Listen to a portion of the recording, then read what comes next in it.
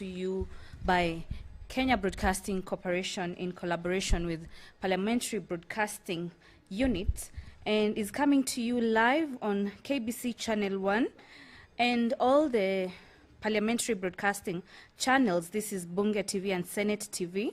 We are coming to you live from the Senate chambers at the Parliament buildings in Nairobi as senators gather this afternoon to have the sittings to commence at 2:30 p.m.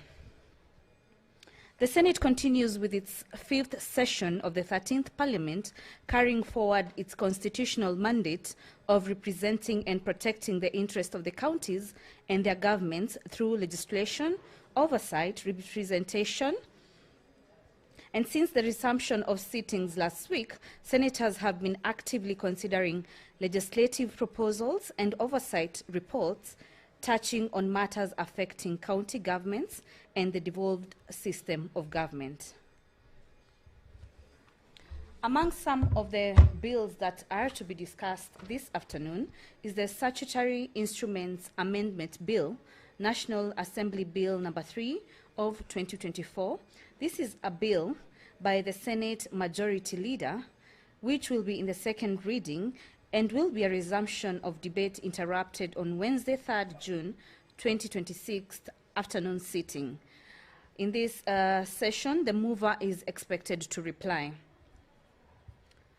Also, a motion that will be in consideration is a motion on the reports of the Standing Committee on Health on the county oversight and networking engagements in Kitui, Makwiny, Machakos, Kiambu, Bungoma, and Kakamega counties. This is a motion by the Chairperson, Standing Committee on Health, that the Senate adopts the report of the Standing Committee on Health on the county oversight and networking engagements in Kitui, Makwiny, and Machakos counties laid on the table of the Senate on Thursday, 26 February 2026.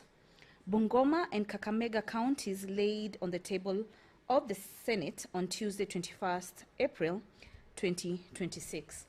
This will be a resumption of debate interrupted on Thursday, 4th June 2026, and the question is expected to be put. As we wait for the members of the Senate to make their way into the chamber for this afternoon session, there are a number of bills and motions that the senators are expected also to debate this afternoon, including the Narcotic, Drugs and Psychotropic Substance Control Amendment Bill, Senate Bill number 1 of 2024. This is a bill by the Senator Kathuri Murungi, which will be on the second reading and will be a resumption of debate interrupted on Tuesday, 5th May 2026. A division is expected on this motion. The Environmental Management and Coordination Amendment Bill, National Assembly Bill number 66 of 2023 by Senator Crystal Asige MP, who is the co-sponsor of this bill, will be in its second reading and will be a resumption of debate that was interrupted on Tuesday, 2nd June 2026. Also, a division is expected. The Autism Management Bill, Senate Bill number 19 of 2025 by Senator Karen Nyamo, will also be in the second reading and will also be a division of debate interrupted on Wednesday, 3rd June 2026. Also, a division is expected on this bill. As you can see on your screens, the procession of the Speaker of the Senate is making its way into the chamber. Very beautiful procession there. Allow me to hand you over for this afternoon sitting as you follow the proceedings on KBC Channel 1 and Bunge Channel. My name is Doris Getonga. Do enjoy the rest of your viewing and have a lovely afternoon.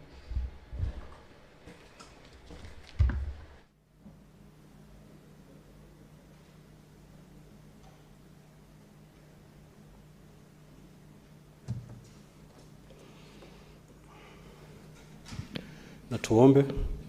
Ewe Mwenyezi Mungu, twakusihi ututazame kwa neema nyingi na baraka, sisi watumishi wako ambao umeridhika kutuita kwa nyadhifa za uongozi katika jamhuri hii yetu. Twakuomba utuwajalie tuyatende na kufikia mambo yote yatakayofikishwa mbele yetu kwa njia ya haki na uaminifu, ili kustawisha amani, ufanisi na heri ya nchi yetu na wale ambao haja zao umezikabidhi mikononi mwetu. Amen.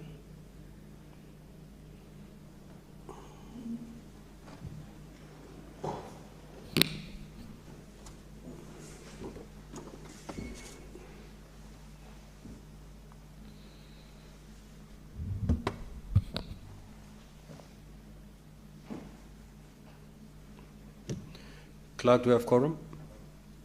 Sergeant at Arms, kindly ring the quorum bell for 10 minutes.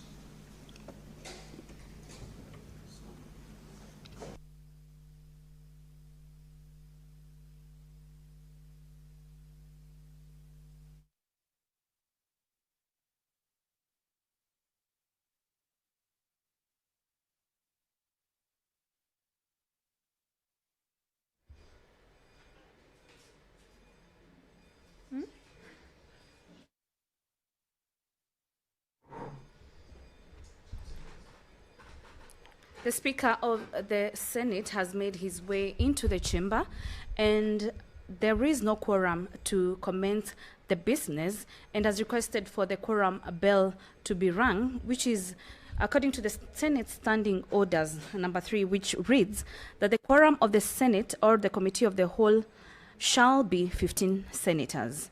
If there is no quorum present when the chair is taken at the time appointed for the sitting of the Senate, the Speaker shall immediately after the prayer order the bell to be rung for 10 minutes. If no quorum is present at the expiration of the 10 minutes, the Speaker may direct that the bell be rung for a further 10 minutes, and if there is still no quorum present, the Speaker shall adjourn the Senate forthwith to the next sitting. Allow me to continue taking you through some of the order of business that is expected this afternoon as the senators' oversight role continues as the senators continue to play their oversight role, which is to provide an important platform for examining the performance of the county governments, ensuring prudent management of public funds, and addressing concerns raised by wananchi across the 47 counties. Continue to stay with us for a comprehensive live coverage of today's Senate sittings right here from the Parliament buildings in Nairobi. Committee of the Whole House is also expected this afternoon. There will be a Committee of the Whole House for the Statutory Instruments Amendment Bill, National Assembly Bill number 3 of 2024.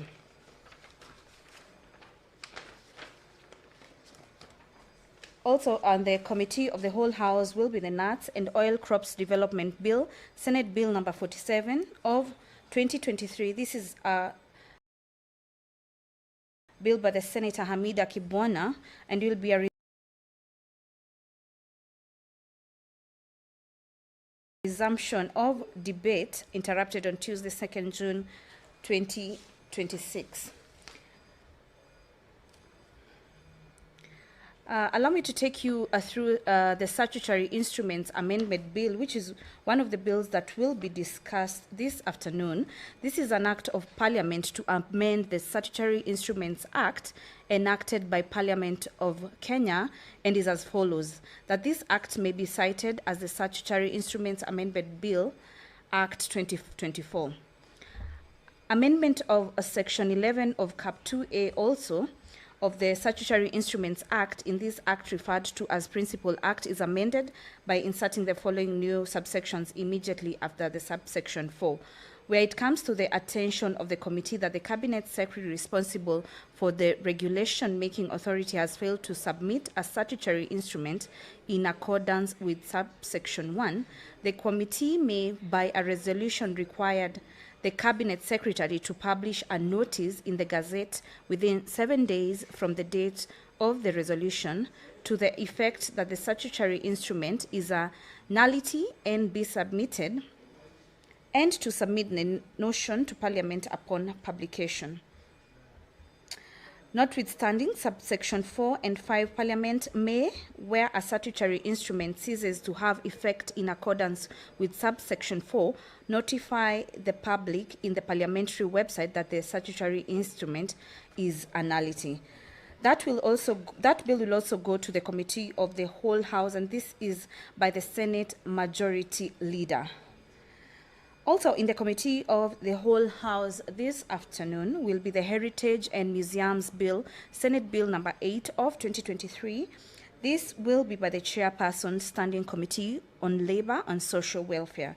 This is a resumption of debate that was interrupted on Tuesday, 2nd June 2026, and a division is expected at the end.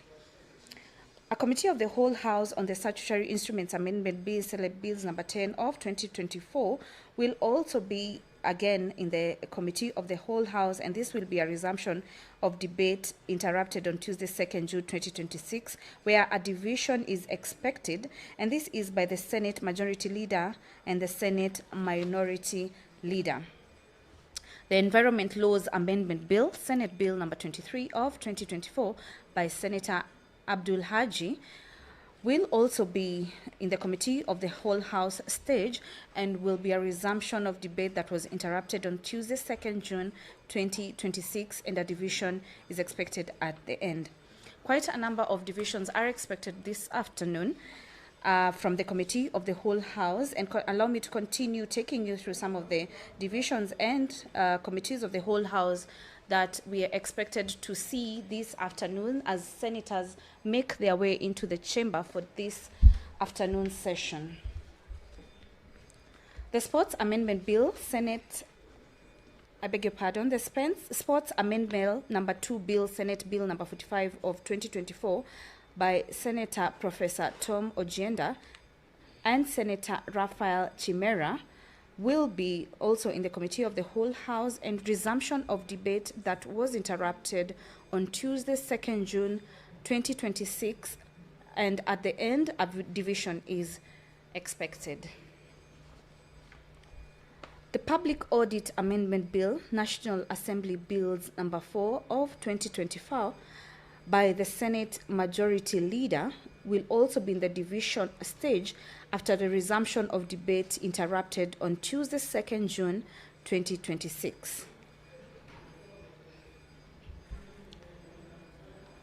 Also, the County Hall of Fame Bill, Senate Bills number 18 of 2023 by Senator Miraj Abdullahi Abdulrahman will also be resuming its debate that was interrupted on Tuesday, 2nd June 2026, and a division is expected at the end.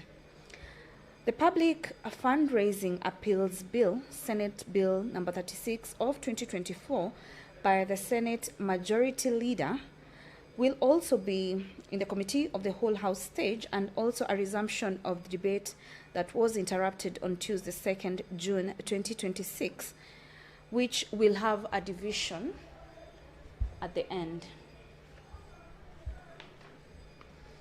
The County Oversight and Accountability Bill, Senate Bills number 3 of 2024 by Senator Ledama Olekina MP and Senator William Kisang will also be resuming its debate that was interrupted on Tuesday, 2nd June 2026. A division is also expected at the end of this of the Committee of the Whole House.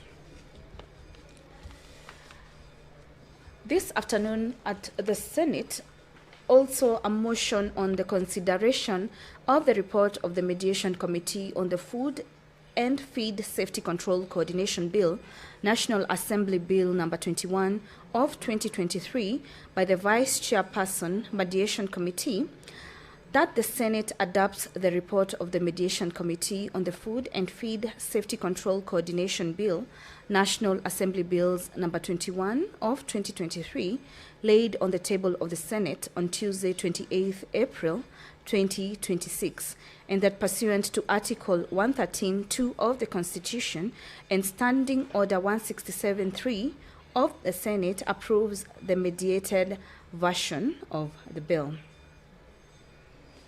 As you can see on your screens, we are still expecting members of the Senate to make their way into the chambers.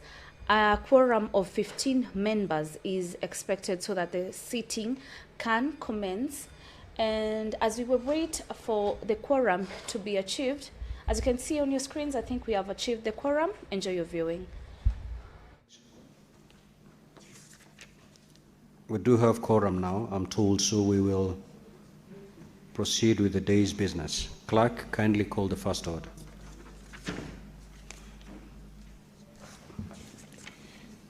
Order number 1, administration of oath. Order number 2, communication from the chair.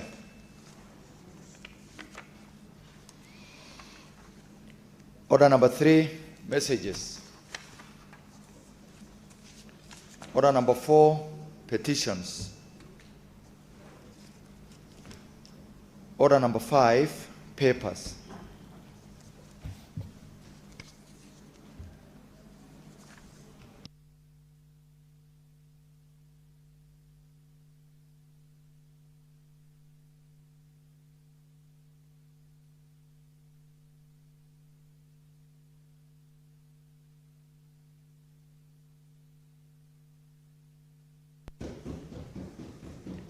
Order number 6, notices of motion.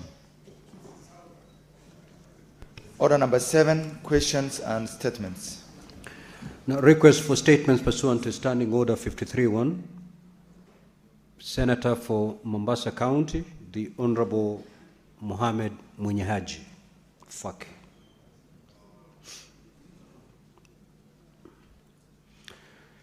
That statement is dropped. Senator for Trans Nzoia County, the Honorable Alan Chesang.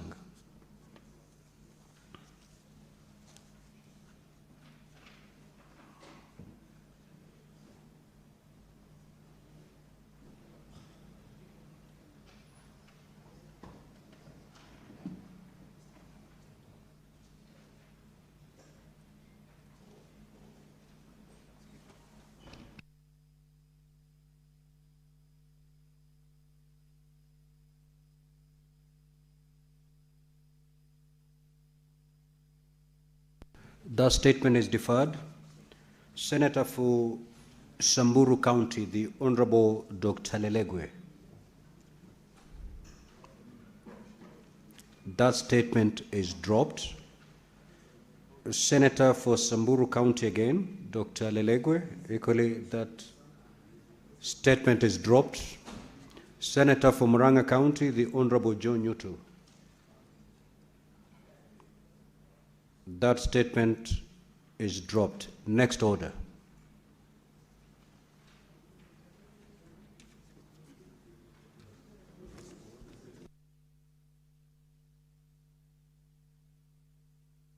Okay.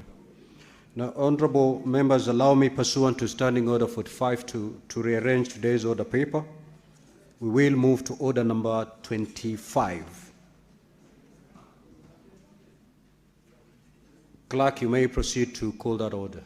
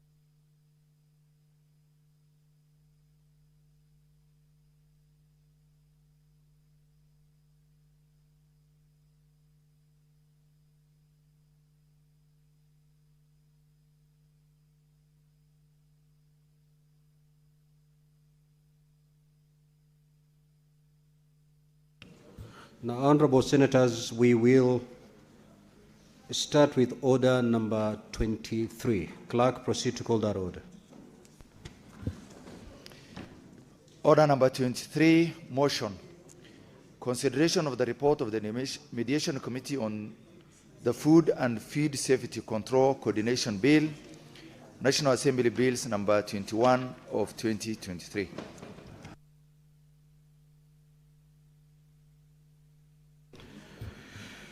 The chairperson, co-chair, Mediation Committee, to move the motion.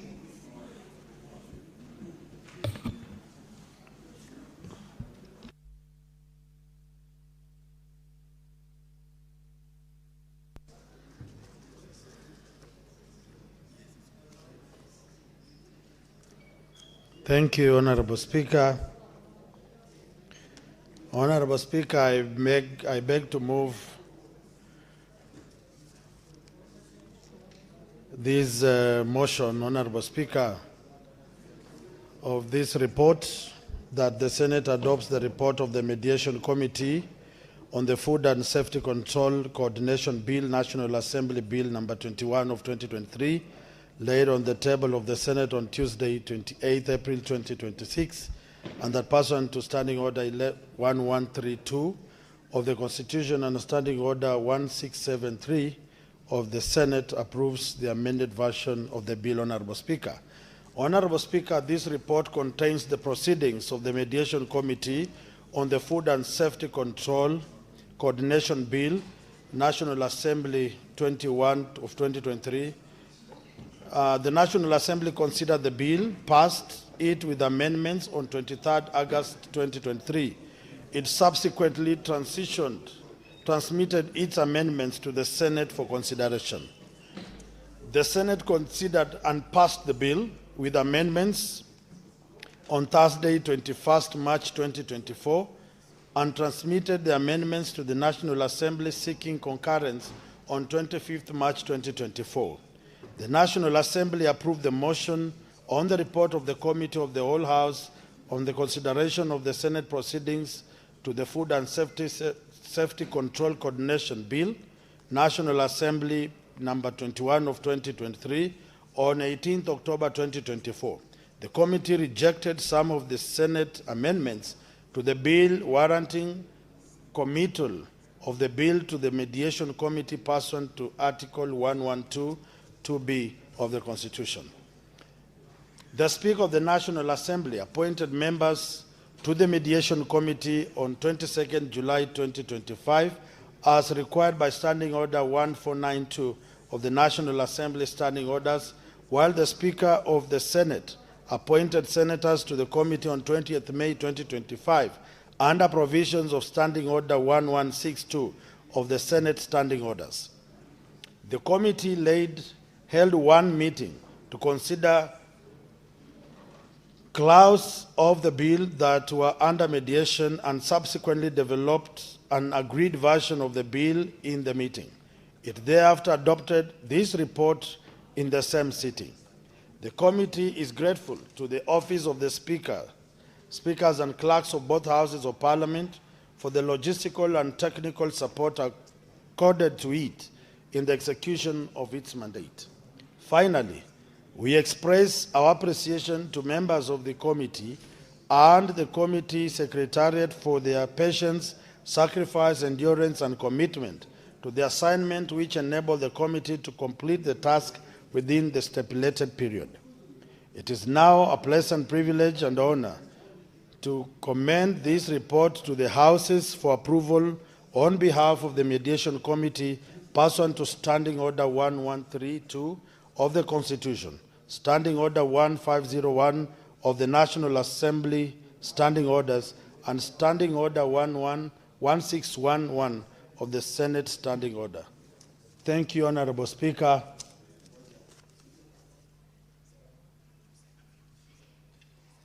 Yes, thank you. Honorable Speaker, as I've just taken members through, this bill has been a thorn in the flesh of this House and the government at large. The stakeholders gave in their best for us to understand what the bill talks about value chains, about storage, about how Kenyans can benefit from this bill. And therefore, I want to request honorable members, as we proceed to adopt this motion, This bill is going to turn tables in line with the government's agenda of bottom-up to ensure the aggregation parks are valid and running, and ensure we open up the market, the international market, for our people and business people. So this bill is a vision that its time has come for Kenyans to really harvest and enjoy the fruits of this country. Honorable Speaker, I want to stop at that and request my good sister, who was a member of the bill, a member of the mediation committee, the honorable member Beatrice Ogola, to second. Thank you. Honorable Speaker, as I second the mediation bill that has been presented by none other than the Chair of Agriculture, I want to remind all of us that agriculture is key to this republic. Honorable Speaker, through agriculture, we are able to get food security, and Honorable Speaker, with food, then we become not only a productive country, but a healthy country. Honorable Speaker, I second. Honorable Senators, I will now propose the question that the Senate adopts the report of the Mediation Committee on the Food and Feed Safety Control Coordination Bill, National Assembly Bills number 21 of 2023, laid on the table of the Senate on Tuesday, 28th of April 2026, and that pursuant to Article 113(2) of the Constitution and Standing Order 167(3) of the Senate, approve the mediated version of the bill. Now the floor is open for debate. Honorable Senator Manzo.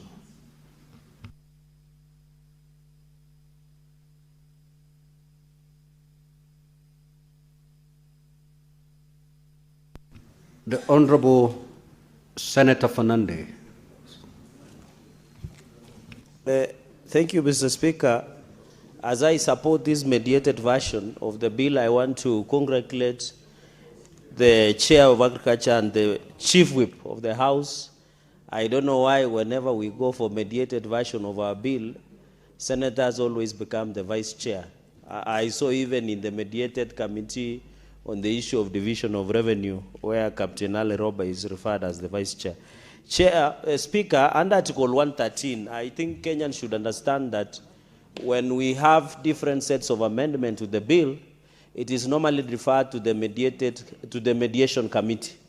And Mr. Speaker, since this is a mediated version of the bill on food and feed safety control coordination bill of National Assembly number 21 of 2023, Mr. Speaker, the aspect that we are talking about this bill is very critical and very important.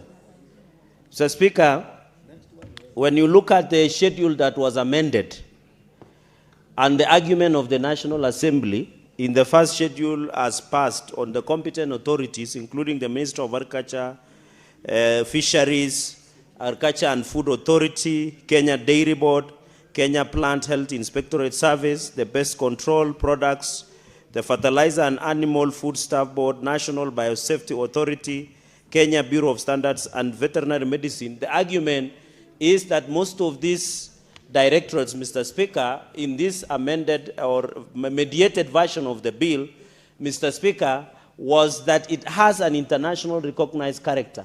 And therefore, Mr. Speaker, looking at the agreement or the proposal, Mr. Speaker, between the National Assembly and the Senate on these internationally acclaimed bodies is very critical because they are internationally recognized. But, Mr. Speaker, it should not lost on us that on the issue of agriculture, Mr. Speaker, agriculture is fully devolved. In fact, on the standards and policies of running of agriculture, just like health, Mr. Speaker, the Senate or the county governments must have a bigger role. I agree with the wisdom of the Senate that the counties must and should be given opportunity on the issue on food and feed safety control, Mr. Speaker.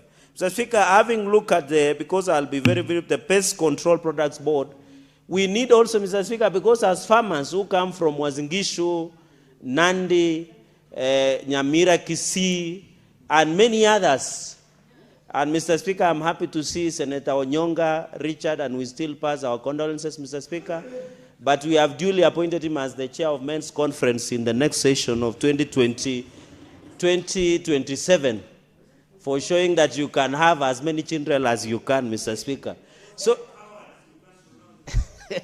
Mr. Speaker, and we are proud of what you did and what you are doing for the humanity. It is to the service of the humanity.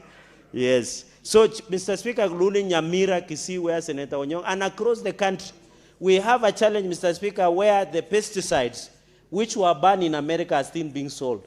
And therefore, when you go to our regions and across the country, there is still a high cases of cancer in this country, Mr. Speaker. And the attribution has been, it is attributed to the pesticides and acaricides that we use in animal and our crops in this country, Mr. Speaker. So when I see the introduction of the Pest Control Products Board in this schedule of the 5th schedule of the amended version on the Food and Feed Safety Control Coordination Bill, Mr. Speaker, I hope they will be able to ban so that those substances that have been banned in America should not, because we are seeing there used to be a problem with Lake Victoria, especially in the fishing community, Mr. Speaker, where we used to have an algae or something that was floating and it was tippling.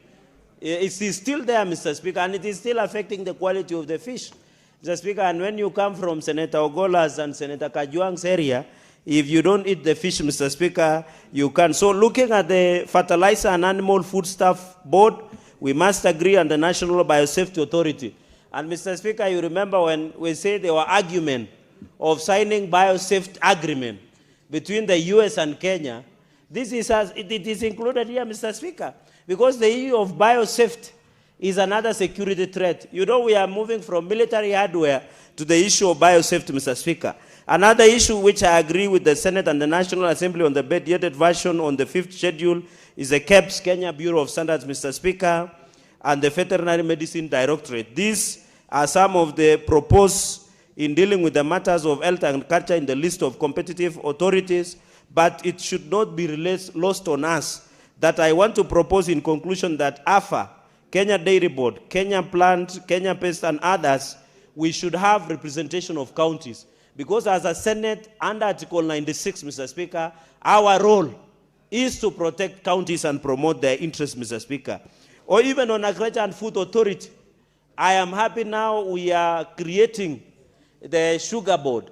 We are creating the Coffee Board, which this House passed, and Senator Wakoli, who is the chair, pushes and ensures that the Sugar Act, Mr. Speaker, is being taken seriously. So, Mr. Speaker, and I want to agree in conclusion, as I comment, that our role as lawmaking house, it should not be lost on us, Mr. Speaker. When I saw justices yesterday at the High Court during the impeachment proceedings of the former Deputy President, Mr. Speaker, the judges and my own lecturer, Justice Mogambe Githiru, Mr. Speaker, who taught me law of succession, Mr. Speaker, which is the only lecturer I recognize, others are pretenders that they taught me, Mr. Speaker, made a very critical statement that the only law-making body in this country is Parliament, Mr. Speaker. And he said it is only the role of the High Court or the judiciary of this republic, of this country, to only make recommendation and enrich the role of the Parliament in this House, Mr. Speaker. So as a House, it should not lost on us that we are the law-making House and we have the power to do the laws that is coming, Mr. Speaker.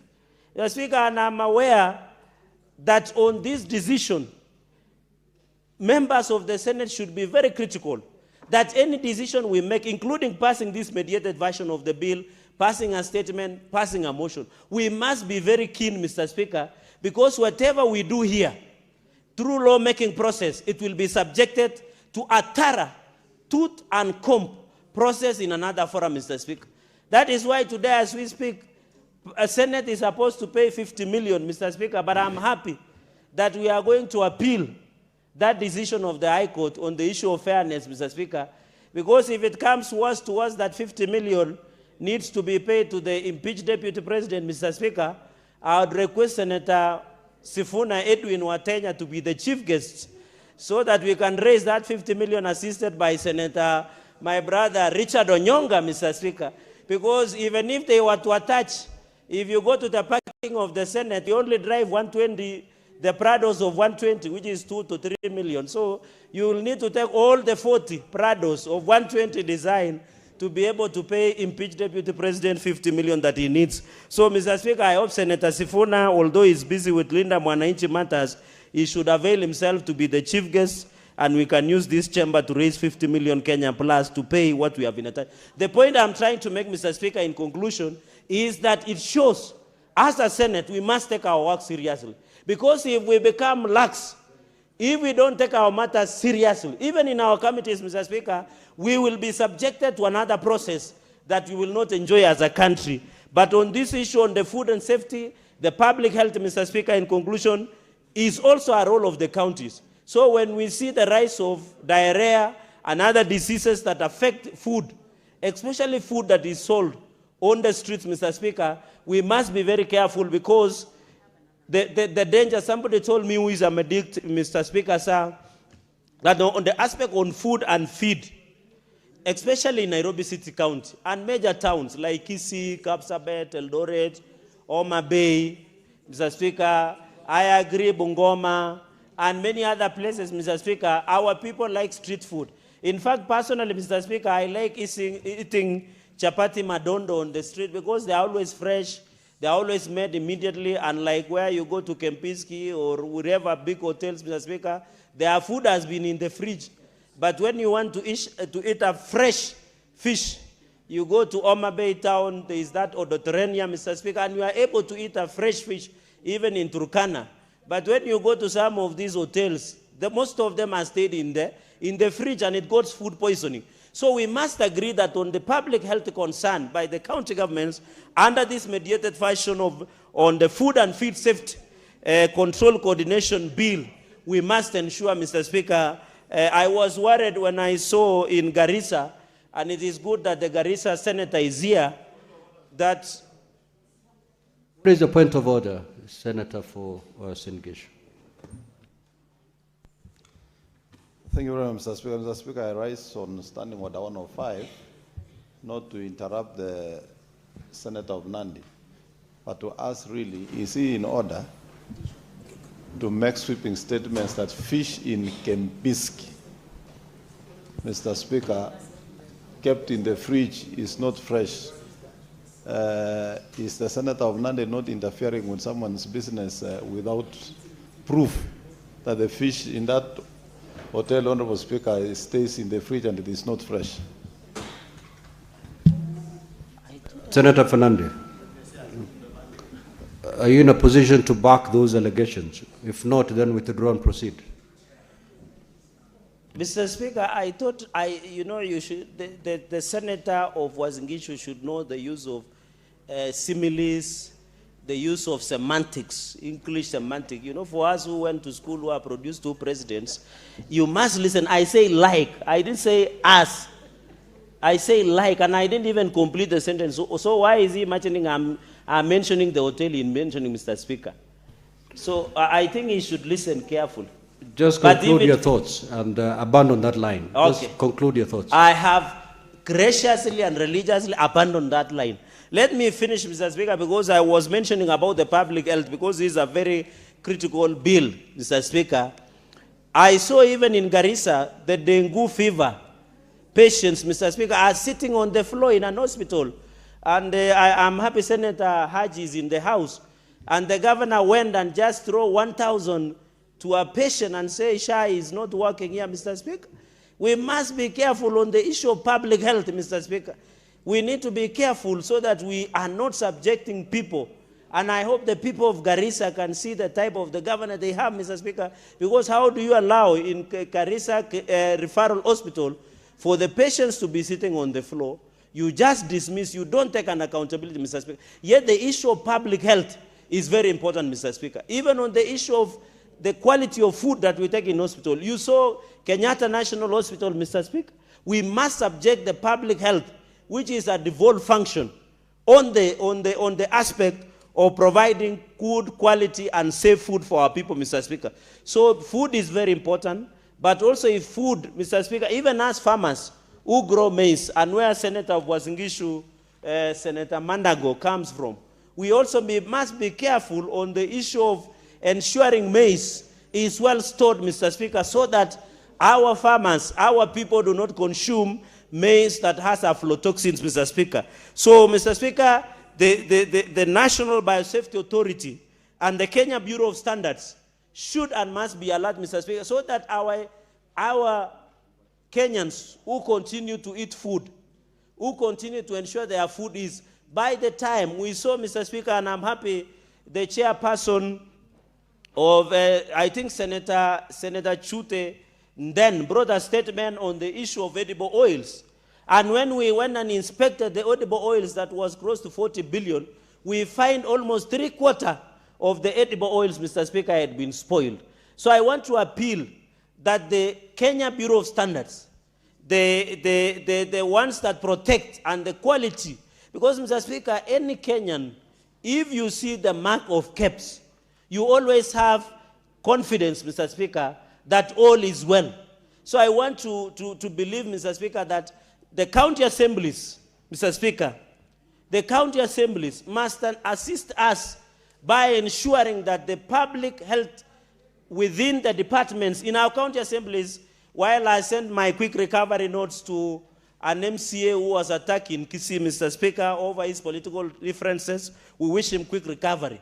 The county assemblies, Mr. Speaker, must also take lead to ensure that the rules, the bylaws remain focused so that we can ensure the quality of services we get from the food kiosks, from the big hotels, from the meat we consume, from the maize we consume. It must be subjected to proper testing process. And I want to challenge KEBS, Mr. Speaker, Kenya Bureau of Standards, that we see the mark of KEBS anywhere in this country, Mr. Speaker. It should be a mark of quality. It should be a mark of integrity, and it should ensure that we get proper food or any service that has been given with the mark of KEBS. Mr. Speaker, to allow my colleagues also to give input on this mediated version of the bill, I want to congratulate the committee led by the Senate Whip, who is the chairperson, for the well done job, Mr. Speaker, and also challenge the mediated version where we want 454 billion to counties, against what National Assembly is proposing, 420 billion to counties, in mediated that they should borrow notes from Omwami, Wakoli, so that they can understand how to negotiate better. We want counties, Mr. Speaker, to get 454 billion. And when that 454 billion, we don't want to see people stealing from counties. You saw Nairobi, one of the staff was found with 65 million in the house, Mr. Speaker, and EACC are sleeping. I know other counties, including Nandi, are worse. But the fact that we fight for the resources to go to counties, Mr. Speaker, sir, it is not a license for people to steal, for people to steal, for people to blunder, for people to commit larceny, for people to loot, for people to rip off, Mr. Speaker. We cannot allow. When I saw 65 million being taken from Shogima House of a senior, Mr. Speaker, I was ashamed that what will Kenyans think of us. Mr. Speaker, EACC must be taken to task, Mr. Speaker. The CEO of EACC, if they cannot arrest these people, the last time members of the Senate wanted to arrest the governor of Samburu, Mr. Speaker, although he appeared today, we were led by Senator Sifuna. If EACC cannot arrest the corrupt, we can give that job to Senator Sifuna, because you saw he used 159 when he wanted to arrest the governor, although that matter has been resolved, Mr. Speaker. Mr. Speaker, we must protect the resources of our counties. We must give accountability and transparency to all the resources we contribute. Mr. Speaker, with that spirited and emotional, Mr. Speaker, comments on this fact, I beg to support the mediated version of this bill and hope as a House we pass within 7 days, His Excellency the President will be able to append the signature and become the law of the Republic of Kenya. Mr. Speaker, I yield back.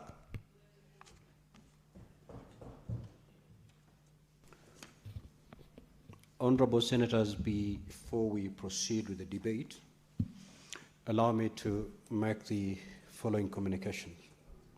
I would like to acknowledge the presence in the public gallery this afternoon of a visiting delegation of 3 teachers and 63 students from Consolata School in Nairobi County. The delegation is visiting the Senate for an academic exposition.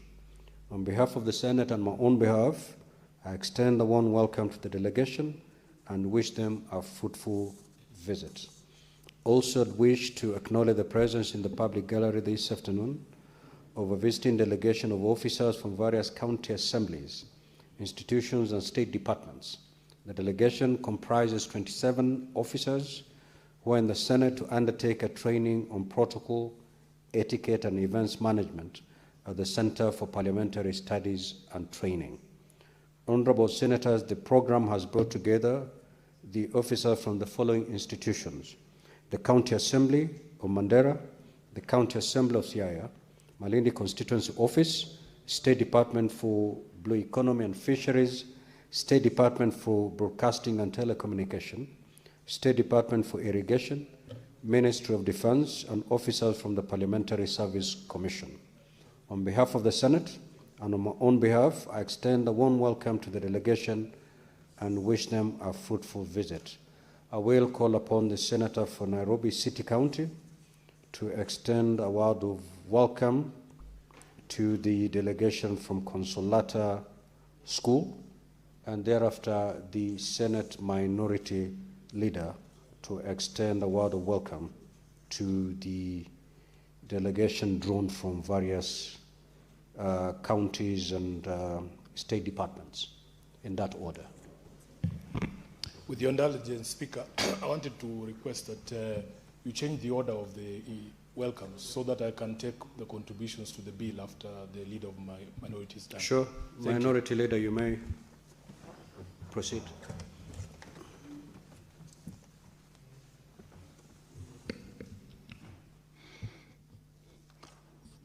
Asante sana Tahiki Speaker kwa kunipa fursa hii kuweza kujiunga na wewe pamoja na maseneta wengine kwa kuwakaribisha wanafunzi kutoka skuli ya Consolata School hapa Nairobi, na vile vile walimu waliokuja nao.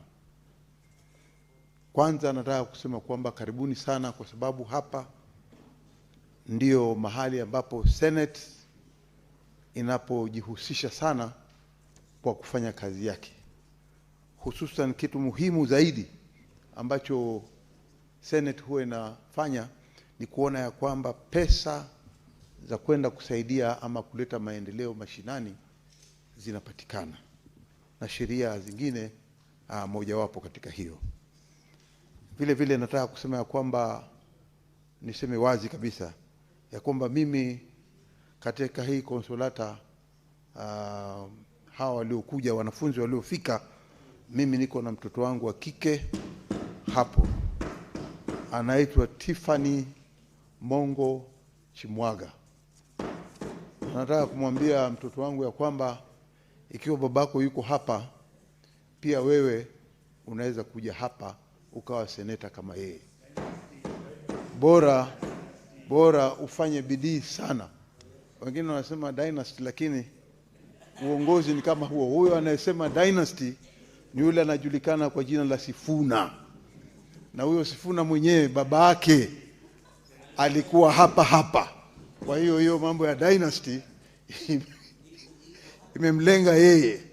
Na kama mtoto wangu Tiffany itakulenga, pia nakutakia kila laheri katika masomo yako na juhudi zako zote, na pia wale wote waliokuja na wewe na walimu wenu, na watakia kila laheri katika usomi wenu. Nataka nyote mfaulu katika maisha yenu. Asanteni sana.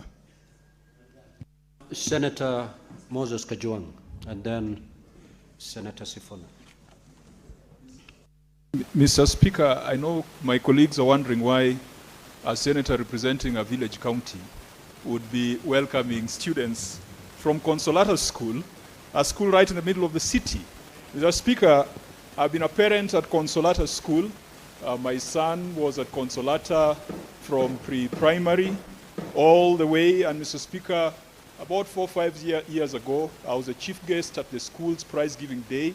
Mr. Speaker, I want to encourage the students from Consolata to keep up the good work. Sapienta et grace, I think that's what their motto is. Consolata is a school that teaches strong values.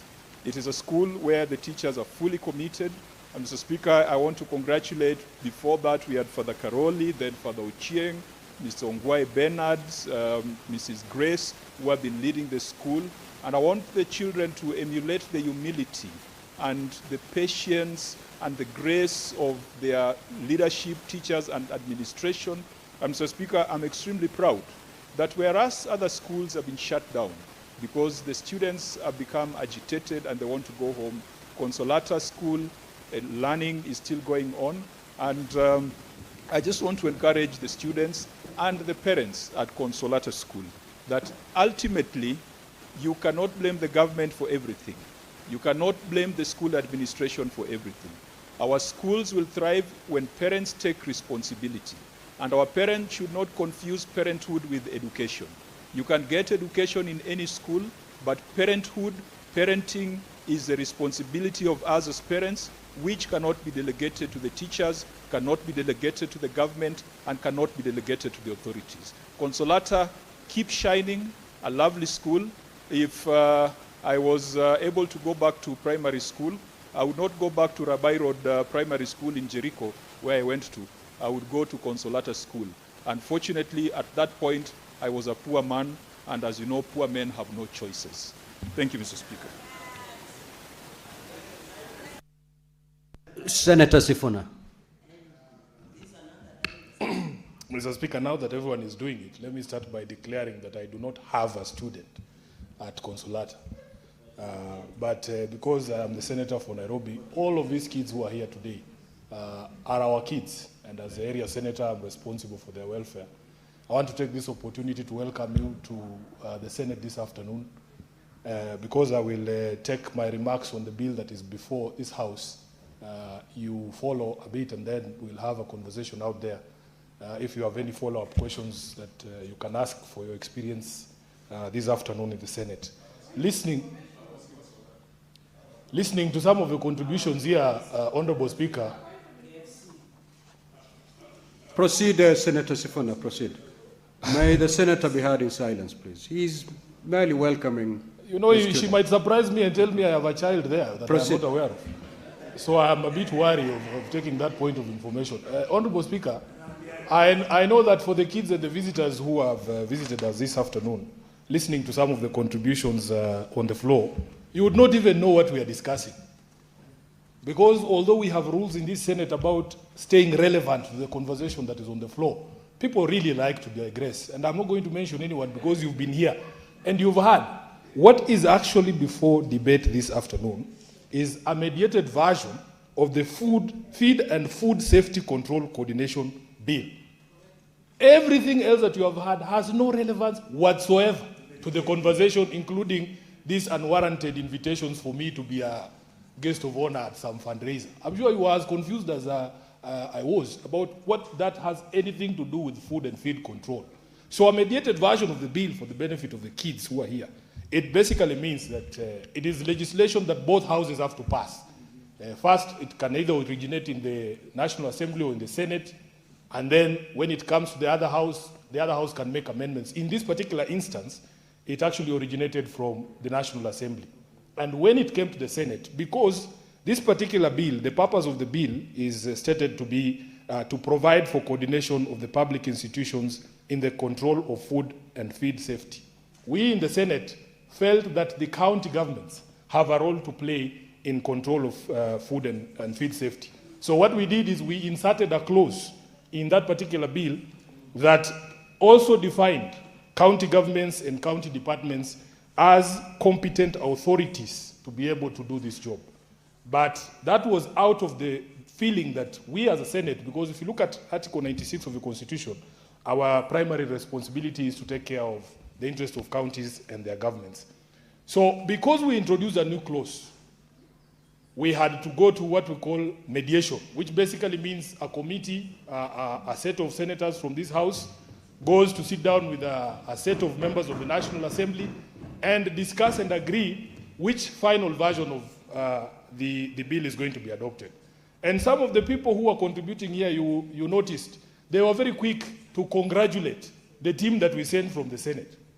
But I want you to know, and the House to know, that in fact, at that particular mediation, and this is quite interesting in the context of the other mediations that are happening, there was only one sitting of this mediation committee, and it was to agree that we drop the Senate amendments.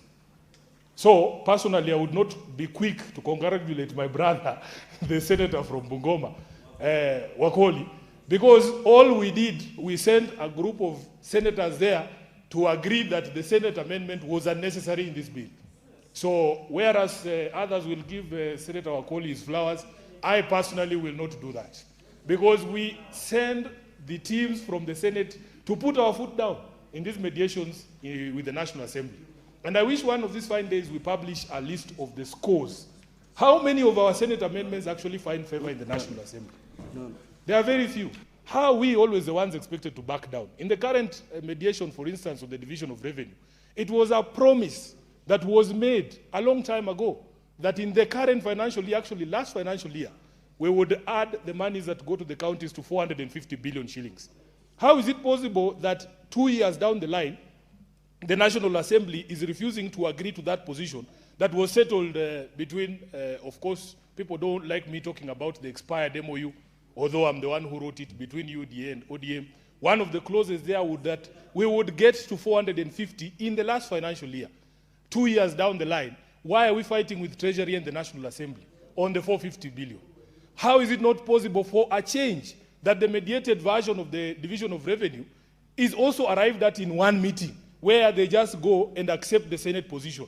So whereas we are always giving concessions to the National Assembly proposals, we don't get the same courtesy. They don't extend us the same favor because they feel that we as a House do not have the sort of powers that they have.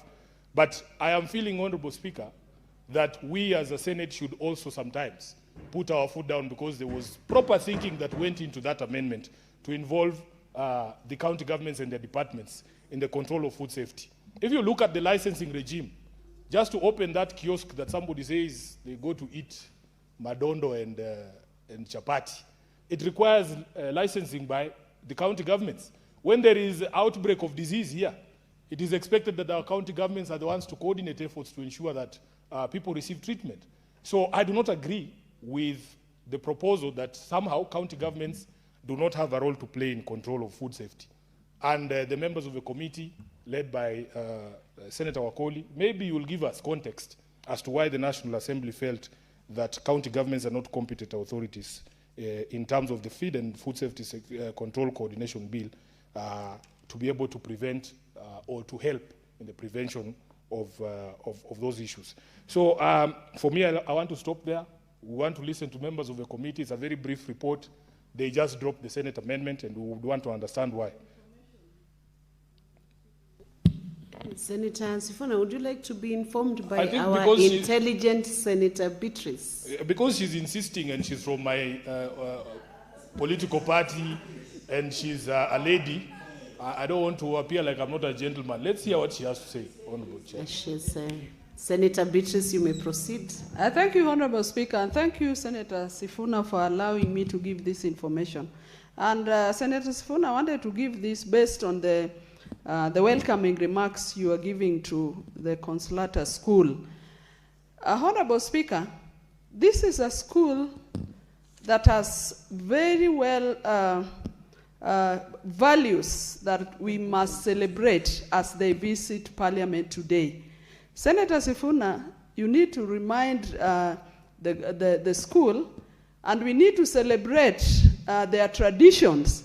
Honorable Speaker, this is the only school that allowed the children of our late party leader, one Raila Odinga, when the wife was chased away from the Ministry of Education then, and her children would not be allowed to be admitted into any school. It is only the Consolata School after Dr. Ida Betty Odinga insisted and packed in the principal's office for more than 3 days, no school would take Raila's children in. They were chased away from all schools, and it is only the Consolata school that admitted Rosemary Odinga, that admitted Junior Odinga, and we must celebrate them because they came out as a school that practiced inclusivity, that did not discriminate at any Kenyan. And Honorable Speaker, that is why I had to give that information. And I'm a Catholic too.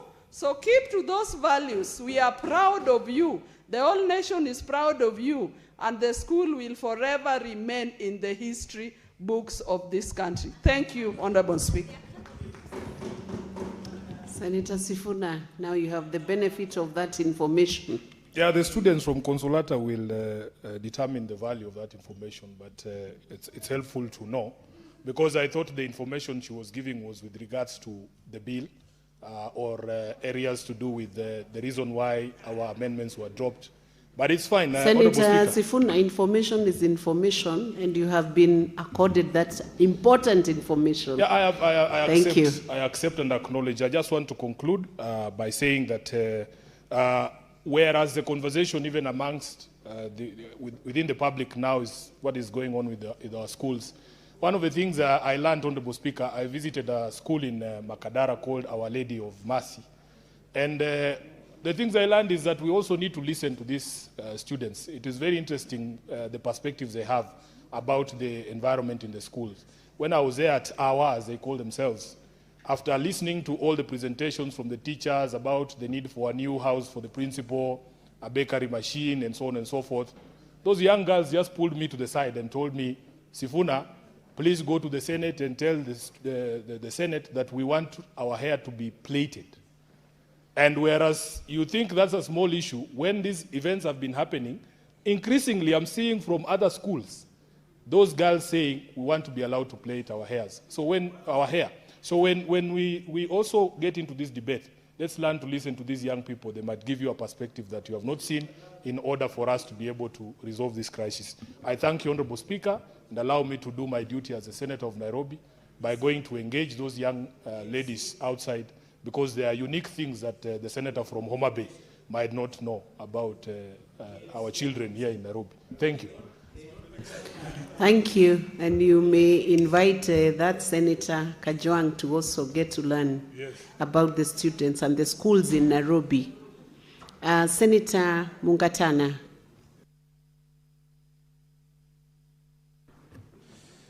I want to thank you, Madam Speaker, for giving me the opportunity to also say my opinions on this mediated version of this bill.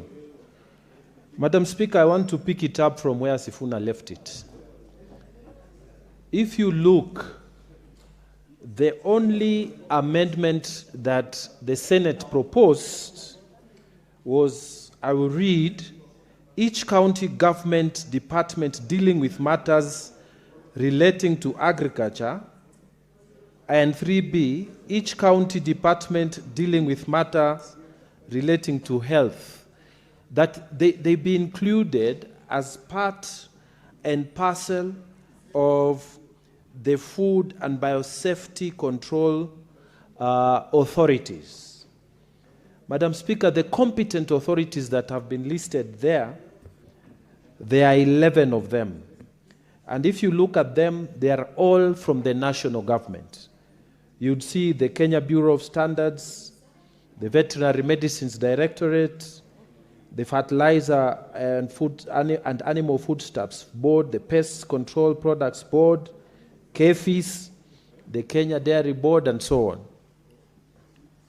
But the ones that the Senate wanted included was the departments relevant to the counties to be included as competent authorities. And Madam Speaker, this one amendment that we proposed so that we can assert the presence of the Senate was dropped by our mediation team. I would be very interested to hear, and I've tried to engage our chair, the Honorable David Wakoli, but I've not heard his explanations. Madam Speaker, if you look, and I want to give a very practical example. I went to primary school in Mombasa, part of it, and in those years, we used to complete primary school in class 7. And so standard 5, 6, and 7, I did it in boarding school in Tana River in my village school called Arap Moi Primary School, Ngao, which is a very old school that the missionaries started when they came to bring Christianity in that part of the world. Madam Speaker, when we were in the primary school, we would notice a very strange smell of kerosene in the food that we used to consume. And that kerosene was always in the bins. We came to learn later that there were some hidden reasons why kerosene was being put in those bins. Apparently it was to control, let me say, to control the boys. And Madam Speaker, that is food safety right there in my village in Tana River County. So, will the National Biosafety Authority reach Tana River County? Madam Speaker, they are not there.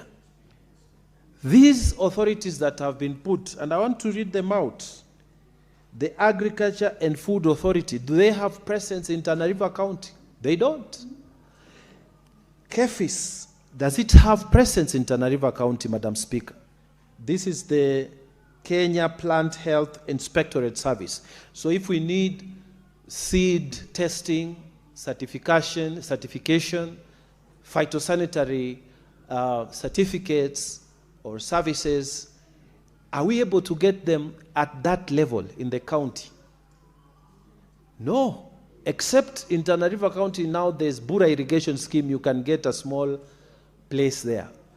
But food safety for all our boarding schools, Madam Speaker, if you are talking about people in the county, they can do inspections in various boarding schools without warning. They can come and check what is happening. But can the Biosafety Authority from Nairobi come all the way to Tana River County to check? They can't. They don't have presence.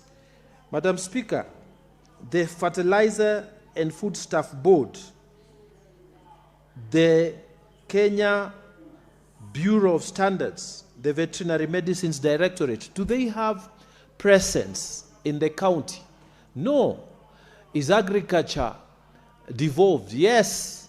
Is health devolved? Yes. Public health is in the counties. So are these people, these institutions at the national level, are they able to go down to the county and make sure that what is consumed by our schools in boarding, what is consumed by our villagers is safe? Are those kiosks that are selling things within our villages in Tana River County, Madam Speaker, are they safe? Obviously, these authorities are not there. Is the county government able to do it? Yes, Madam Speaker. Even if it is impromptu, once in a while, they can check in the market to see if safety standards for food is being adhered to.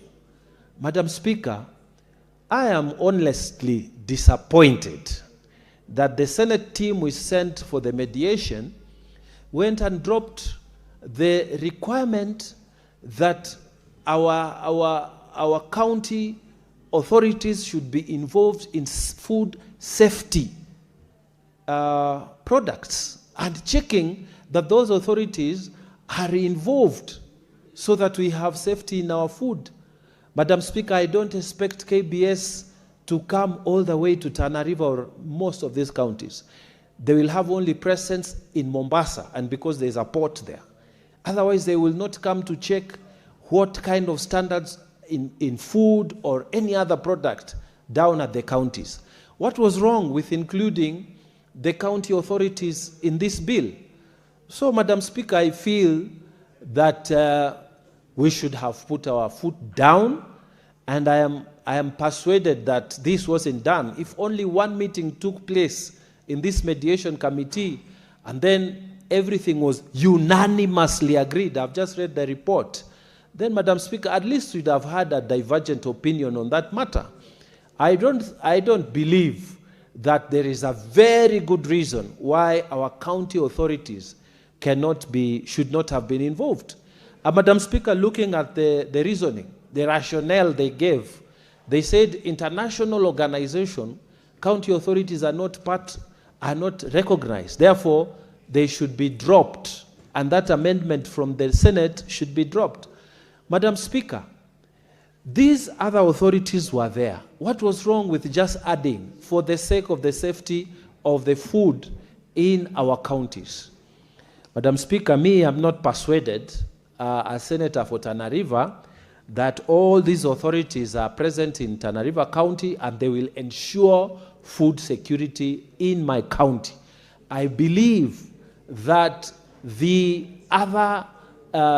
county authorities should have been invited to be part and parcel of the safety standards maintenance as far as food is concerned.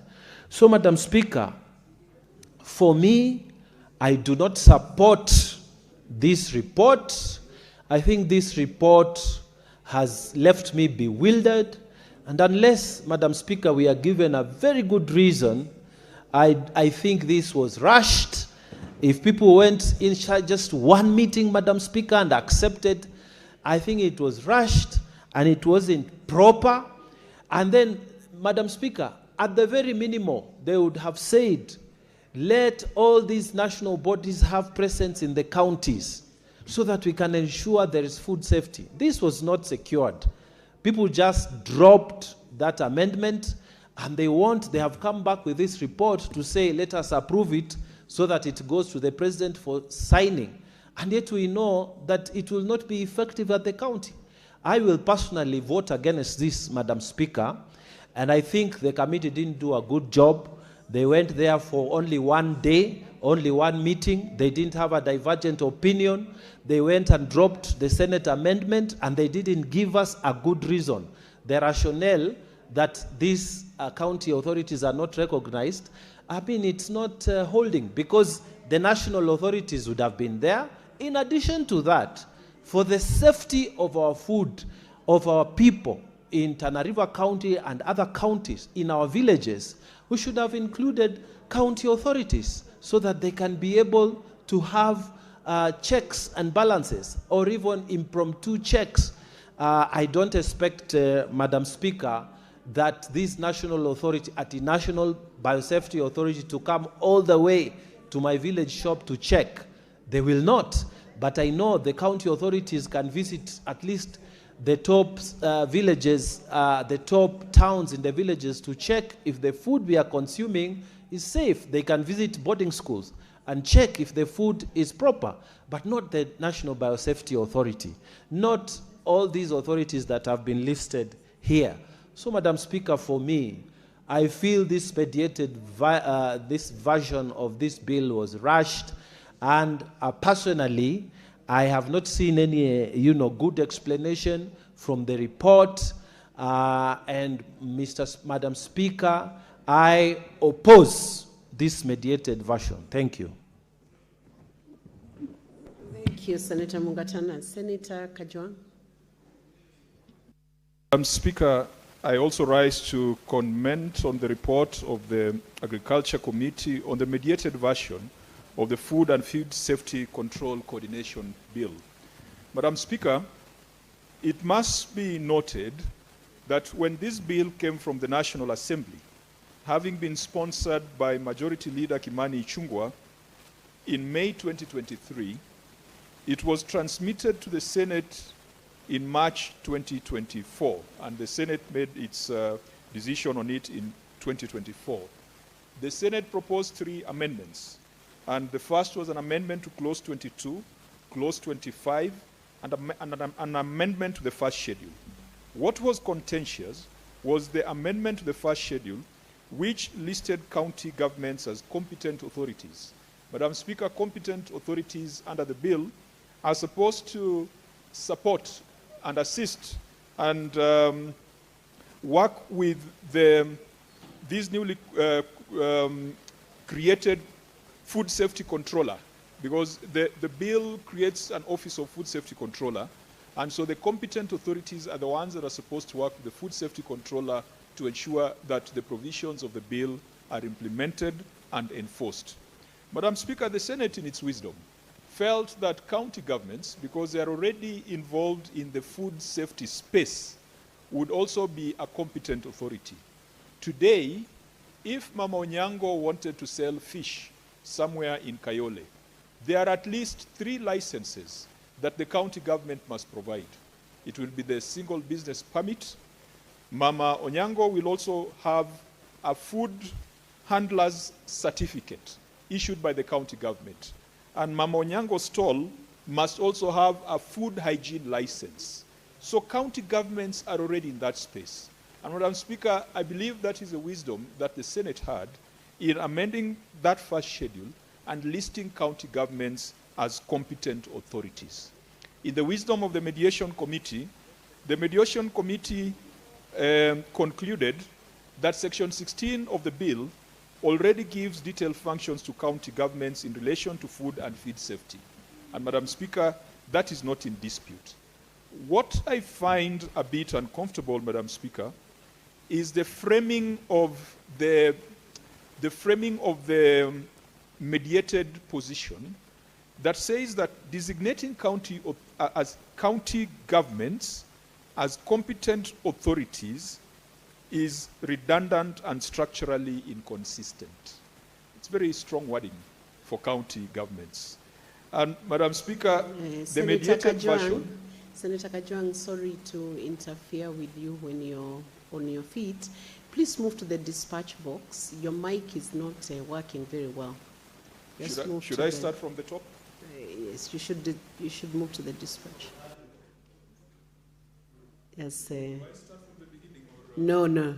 Just continue from where you had reached. Thank you, Madam Speaker. Madam Speaker, as I was saying, that in the wisdom of the Senate, we felt it was important that we amend the first schedule to make county governments a competent authority. And competent authorities are supposed to help the controller or the food safety controller to implement and to enforce the provisions of the bill. Madam Speaker, whereas I agree that county governments have already been given detailed functions in the bill under Section 16, sometimes the wording of the consensus can be a bit dangerous, because the mediation committee says that designating county governments as competent authorities is redundant and structurally inconsistent. And then it goes ahead and says that county governments lack international recognition and are administratively subordinate to national institutions. Madam Speaker, the wording of that consensus is a bit dangerous. Madam Speaker, we must ask ourselves, what is the role of public participation in mediation? Would we then require, where we have provided a clear role, clear function for county governments, and the other house opposes it and says that that role is redundant, that role is structurally inconsistent, and the other house says that county governments are administratively subordinate to national institutions, shouldn't we consult? Shouldn't we talk to the county governments? Our job is to defend and protect the interests of counties and their governments. Madam Speaker, there is a missing link when it comes to mediation. Sometimes we do things which are just elite consensus. Even right now on the division of revenue bill, where mediation is ongoing, Madam Speaker, I saw the latest report that the National Assembly had offered 5 billion more to go to 425 billion, and the Senate had reduced our numbers by 14 billion so that we are at 440 billion. And sometimes you ask, what is the scientific basis? Is there any algorithm that guides us in mediation, or it's just a consensus among elites? We need to review our standing orders now that it has been a subject of litigation, including yesterday in the High Court. We saw our standing orders being questioned, and ask ourselves, if there's a significant matter that requires mediation between the two houses, is it that the two houses are competent to come up or cobble up deals without calling other parties into the picture? What if today the Senate was to agree that counties should get 420 billion, for example? What implication does it have on the operations of counties? And therefore, Madam Speaker, my only concern is that for us to make that very radical recommendation that county governments are administratively subordinate to national institutions, and some of them are institutions established by statute, and yet county governments are established under the Constitution, it can form a dangerous precedent. How I wish that the mediation committee would have perhaps retreated. And I've seen in cases where we have serious mediation on DORA, sometimes we retreat and call stakeholders in that space and tell them that, this is a situation in mediation, this is what we are proposing, tell us how it's going to affect you. But nonetheless, Madam Speaker, also bills are taking too long. Even though I'm saying that perhaps it should take longer in mediation by doing public participation. This particular bill was sponsored in 2023, and it's a government bill sponsored by the Leader of Majority. It is 3 years. A government bill takes 3 years, Madam Speaker. You can imagine how long it will take for a private member's bill. And so we must also look at some of these timelines to ensure that we fast-track the processing of bills. Madam Speaker, whereas I cannot fault the committee, because when we send a mediation committee, when we send our members to mediation, we send our best. And if we send the chair of the Agriculture Committee, we believe that there could be a basis for that climbing down. And I think it must also be noted that two of the Senate amendments, the National Assembly agreed with them. But Madam Speaker, I hope we could temper the language. We could temper the language by not calling county governments redundant and structurally inconsistent and administratively subordinate to national institutions. And how I wish we would have gotten written submissions from the Council of Governors. And Madam Speaker, it must be made clear that this House does not represent the interest of governors. It represents the interest of counties and their governments. There's a clear distinction between that and the interest of individual governors. So there could be errant governors out there who are doing all sorts of bad things, saying bad things about the Senate, but this Senate must always stand up and must always advocate the interests of counties and their governments. And so, Madam Speaker, I want to assure the Council of Governors that we will not accept legislation or amendments that make county governments subservient or make county governments appear to be subordinate to national institutions. Madam Speaker, I do support, unlike my colleagues, I do support because I believe a lot of thought was put into this, but also urge that when regulations come, those regulations must clearly allow county governments to continue doing what they need to do. Madam Speaker, part of the rationale behind this bill was to harmonize the food safety space. As I indicated, that Mamonyango selling fish needs at least 3 licenses: the single business permit, the food handler certificate, and then there's another one called the food hygiene license. Madam Speaker, we must unify these things. We must collapse them so that Mamonyango with one single business permit is able to continue selling a fish by the roadside instead of making compliance expensive and making compliance look like something that you have to have a PhD to achieve. That was the original intention of the bill, and I do hope that you can speedily enact it so that those of us or our people, our parents, our relatives who are in the food handling space can have a much more unified and smooth terrain for operation. Madam Speaker, I support. Thank you, Senator Ojo. Senator Okenyuri.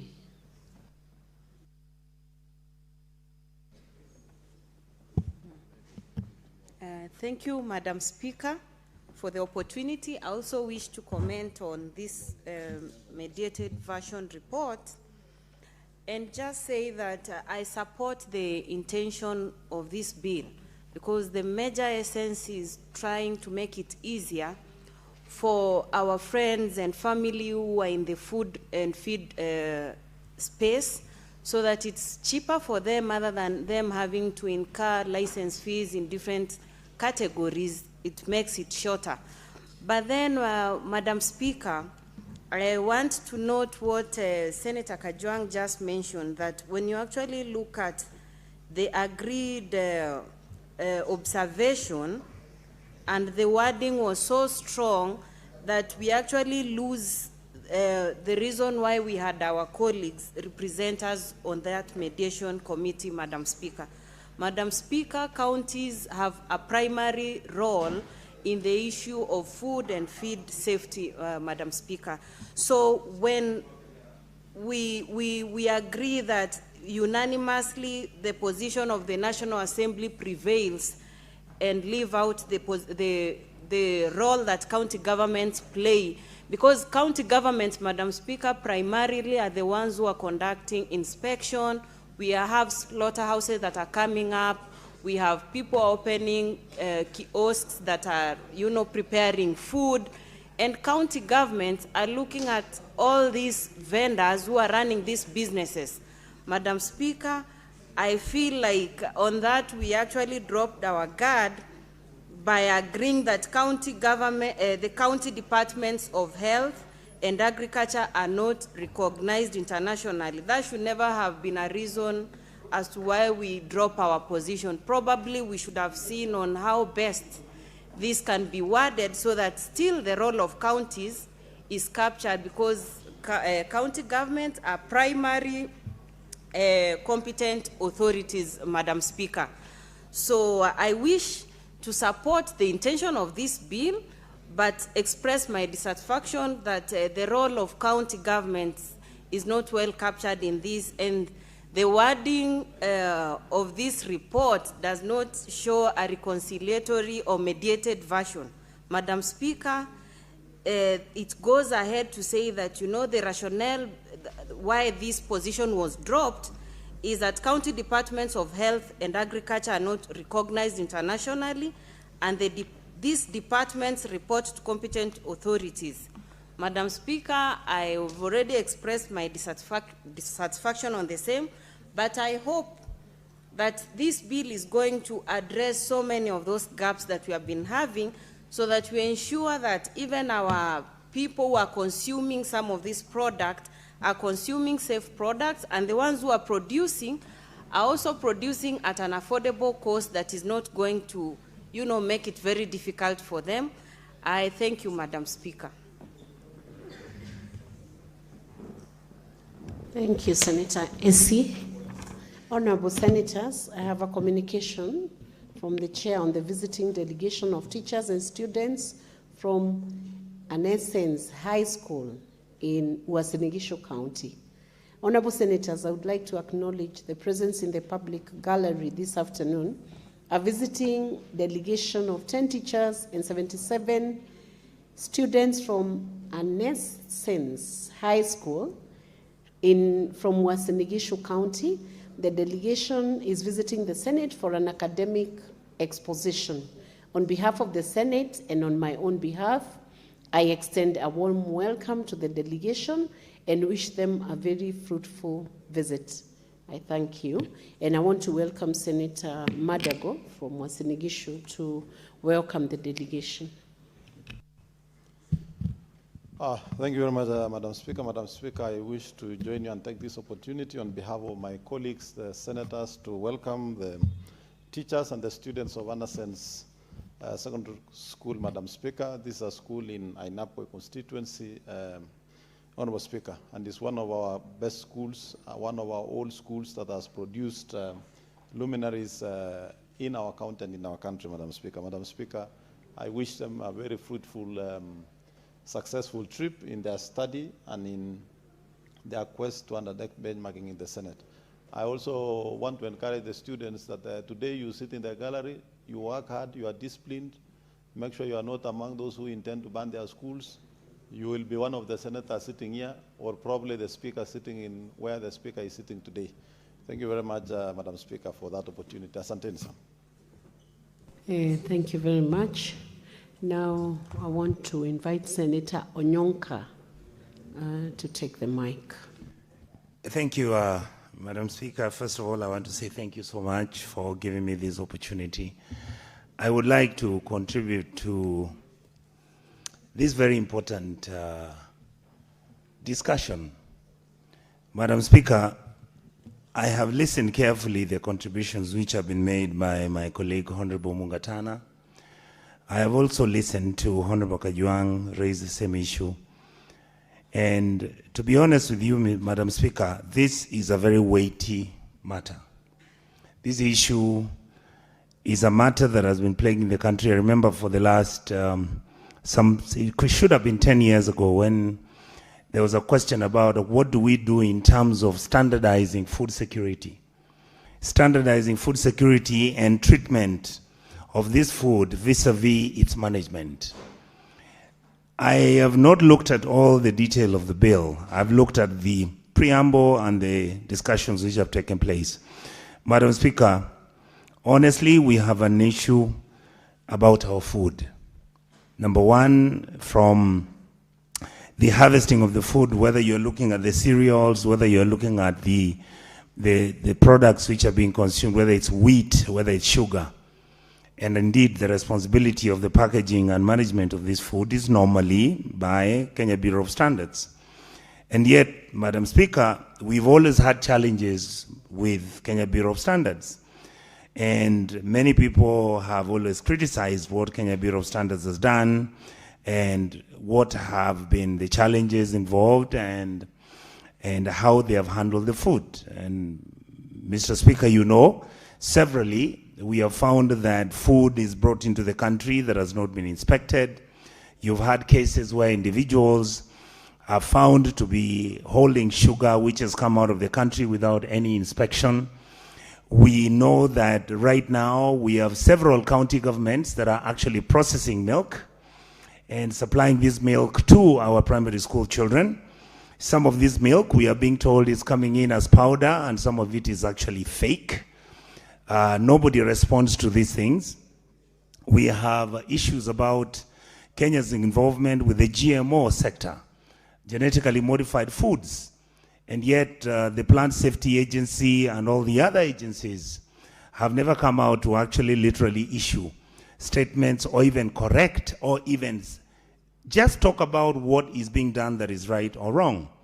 And of course, Mr. Speaker, when you come to the goods which are being imported into the country, whether these foods are eggs, whether these foods are sugarcane, whether it is meat, these, I think, this House must take responsibility. And the reason why the chair, who is really my brother and friend, has made his presentation, but I am worried about how we package our food. I grew up as a young child seeing meat being hung out of a wall in a place where you see flies and animals, and that's normal. And yet in this bill and this negotiated, mediated discussion that has come up, I have not seen anywhere where it's being discussed what we are going with the way we handle meat. We are handling our meat through abattoirs. The abattoirs are the places where the meat is being cleaned. If you go to some of them, you will find that even running water doesn't exist.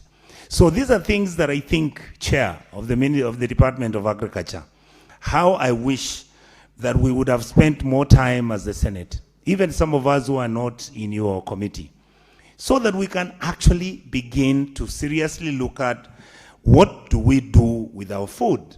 And the fear I have is, with the way we are managing our food, we just need to have a calamity like Ebola, which is food-based.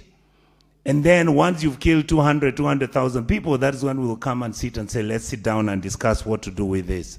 Therefore, I would like to say, yes, we understand the challenges. We know what needs to be done. Some of us understand because most of us are from this sector and we have studied most of these things. I think, Mr. Speaker, we now need to look at what role the Senate can perform in terms of packaging of food, in terms of management, treatment of food, in terms of growing the food. Are we using GMO seeds? What are the effects? What is the research? Have we got stakeholders to come and tell us how we are managing this food? Or are we just managing our food industry as a sector where we just need to make money, and where many of us have an interest and we are not interested at all to make sure that our poor people are protected because they are vulnerable? Even some of the imports we are getting, so many people. If you listen and discuss, KEFIS, you look at the AFA, you look at all the agencies, CALRO, these are government agencies that have got a responsibility to make sure that they provide Kenyan members or the Kenyan public the services the Kenyan public deserves. And yet, we constantly fail our country. And finally, Chair, I want to say that I am uncomfortable because most of our food processing plants, abattoirs, are county-based. And yet, if you go to, I can give you, Chair, if you go to where we are actually slaughtering our cows, a place called Suneka and one place in Kisii town, which is called Darajambili, the only person you're going to see is the veterinary officer. How the meat leaves the place. And right now, many of the food is packaged in pickups, thrown in a box system where the thing is put in. Even putting meat into a cooling plant or a cooling vehicle so that it's transported at the highest hygiene standard does not matter. I remember when I was growing up, Chairman, we used to have meat inspectors on the highways. Right now, I don't think there is any of us in this house who can stand up and say whether they know the meat they ate last night was from donkey or zebra or cow. And these are things we have to be concerned about as leadership. With those very many remarks, Mr. Speaker, I would like to say that I hope that my team members in this House are actually going to look at this issue seriously and come up with interventions and mitigations that are going to make sure that food consumption and utilization of food services in our country are standardized, so that if somebody comes out of this country and arrives, whether they've come from Europe or whatever, they should at least be sure that our food is sanitized, it's served well, it is clean, and it has no other issues which would injure the health of our people. With those few remarks, I want to say, Madam Speaker, I will support, but I hope that the committee will be able to do much more than you've done so far. Thank you.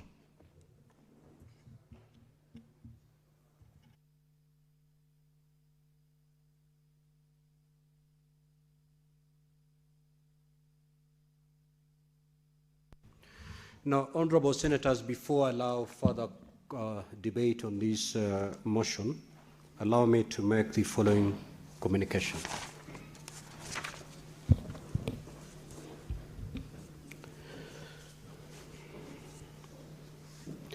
Honorable senators, I have the following communication to make.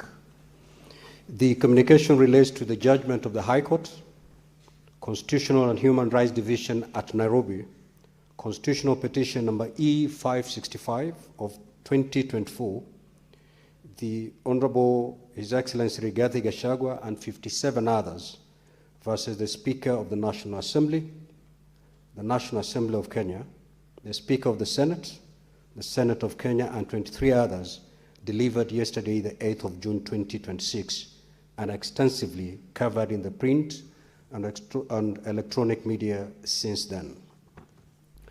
Honorable senators, it is noted that from the onset that the Speaker of the Senate and the Senate of Kenya were listed as the third and fourth respondents to this petition. To this end, the Senate was represented and participated fully in the conduct of the petition, culminating in the delivery of the judgment yesterday, as aforesaid. From listening to the judgment and the media summary of the judgment issued by the court yesterday, 8th of June 2026, it is clear that certain findings and final orders of the court with respect to the conduct by the Senate of the impeachment proceedings with respect to His Excellency Rigathigachagua have been faulted in that judgment. Now, honorable senators, following the delivery of the judgment, We have been advised by counsel for the Senate that among the findings of the High Court in the lengthy judgment delivered yesterday include the following finding, and I quote, the right to a fair trial under Article 47 and 50.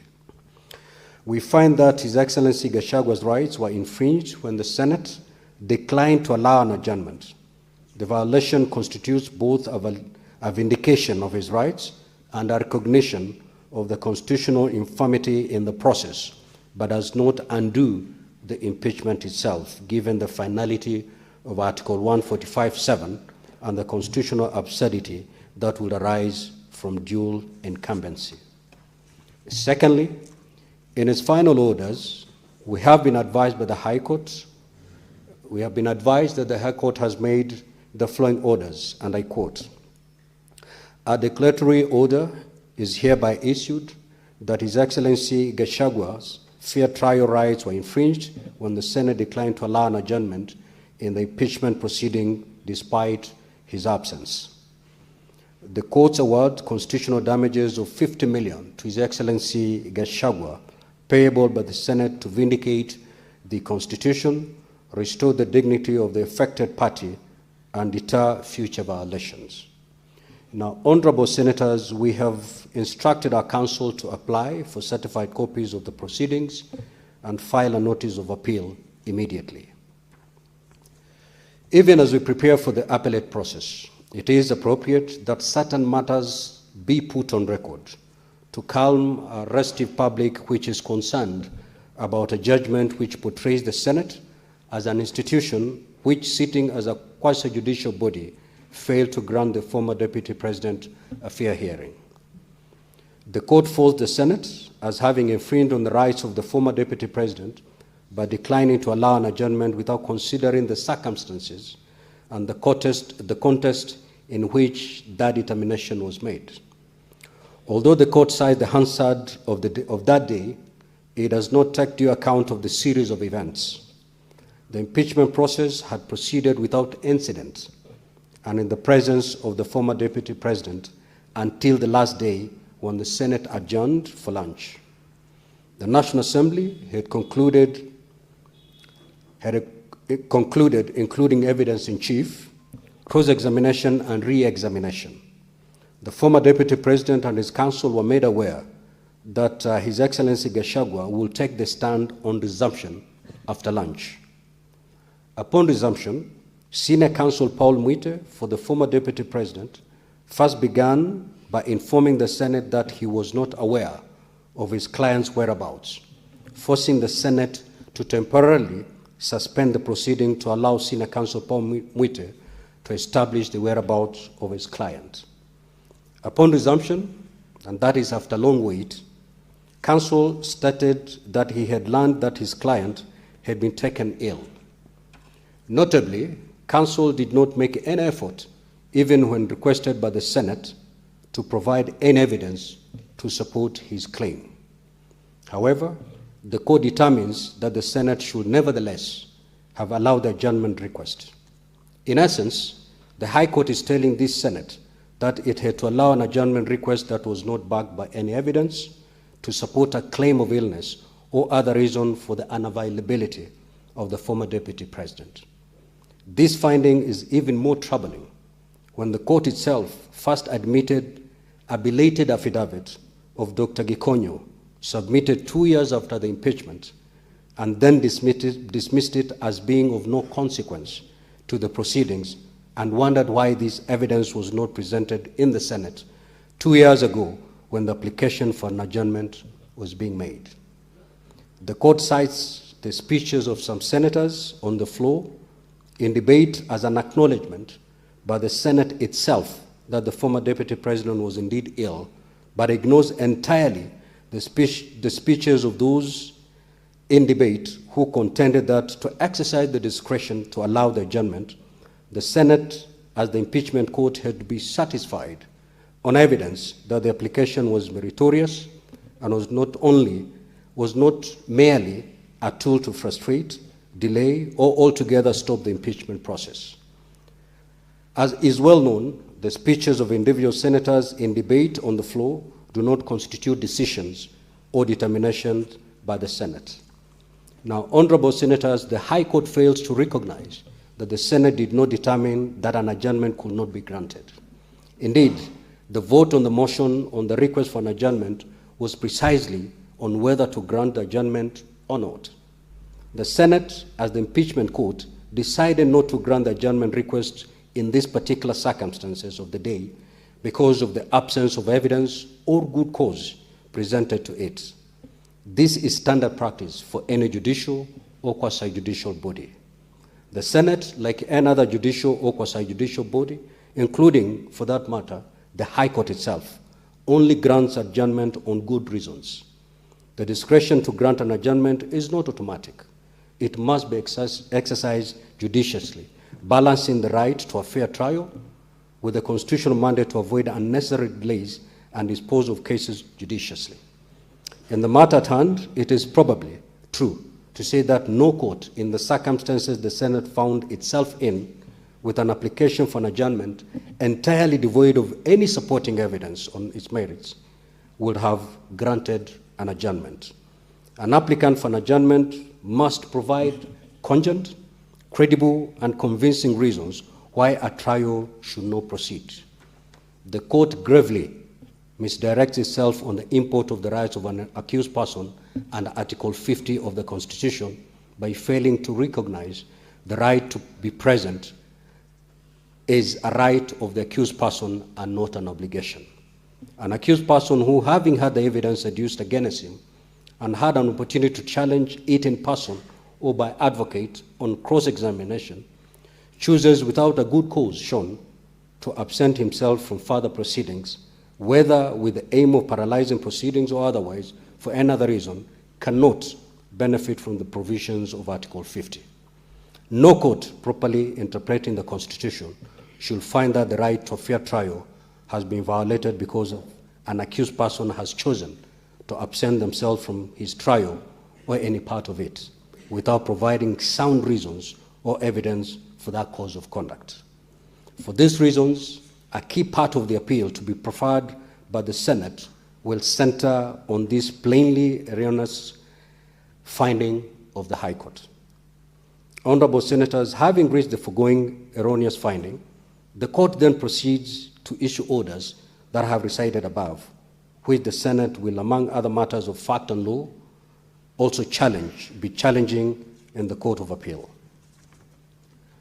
The order for constitutional damages of Kenya shillings 50 million to His Excellency Gachagua being predicated on erroneous findings and regulatory orders of the court will similarly be challenged.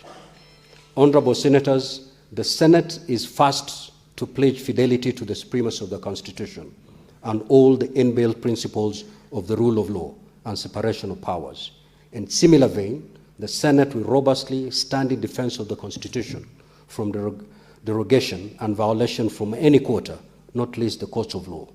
The Senate must do this not for its own sake, but because it is the duty of every person and Article 3 of the Constitution to respect, uphold, and defend the Constitution.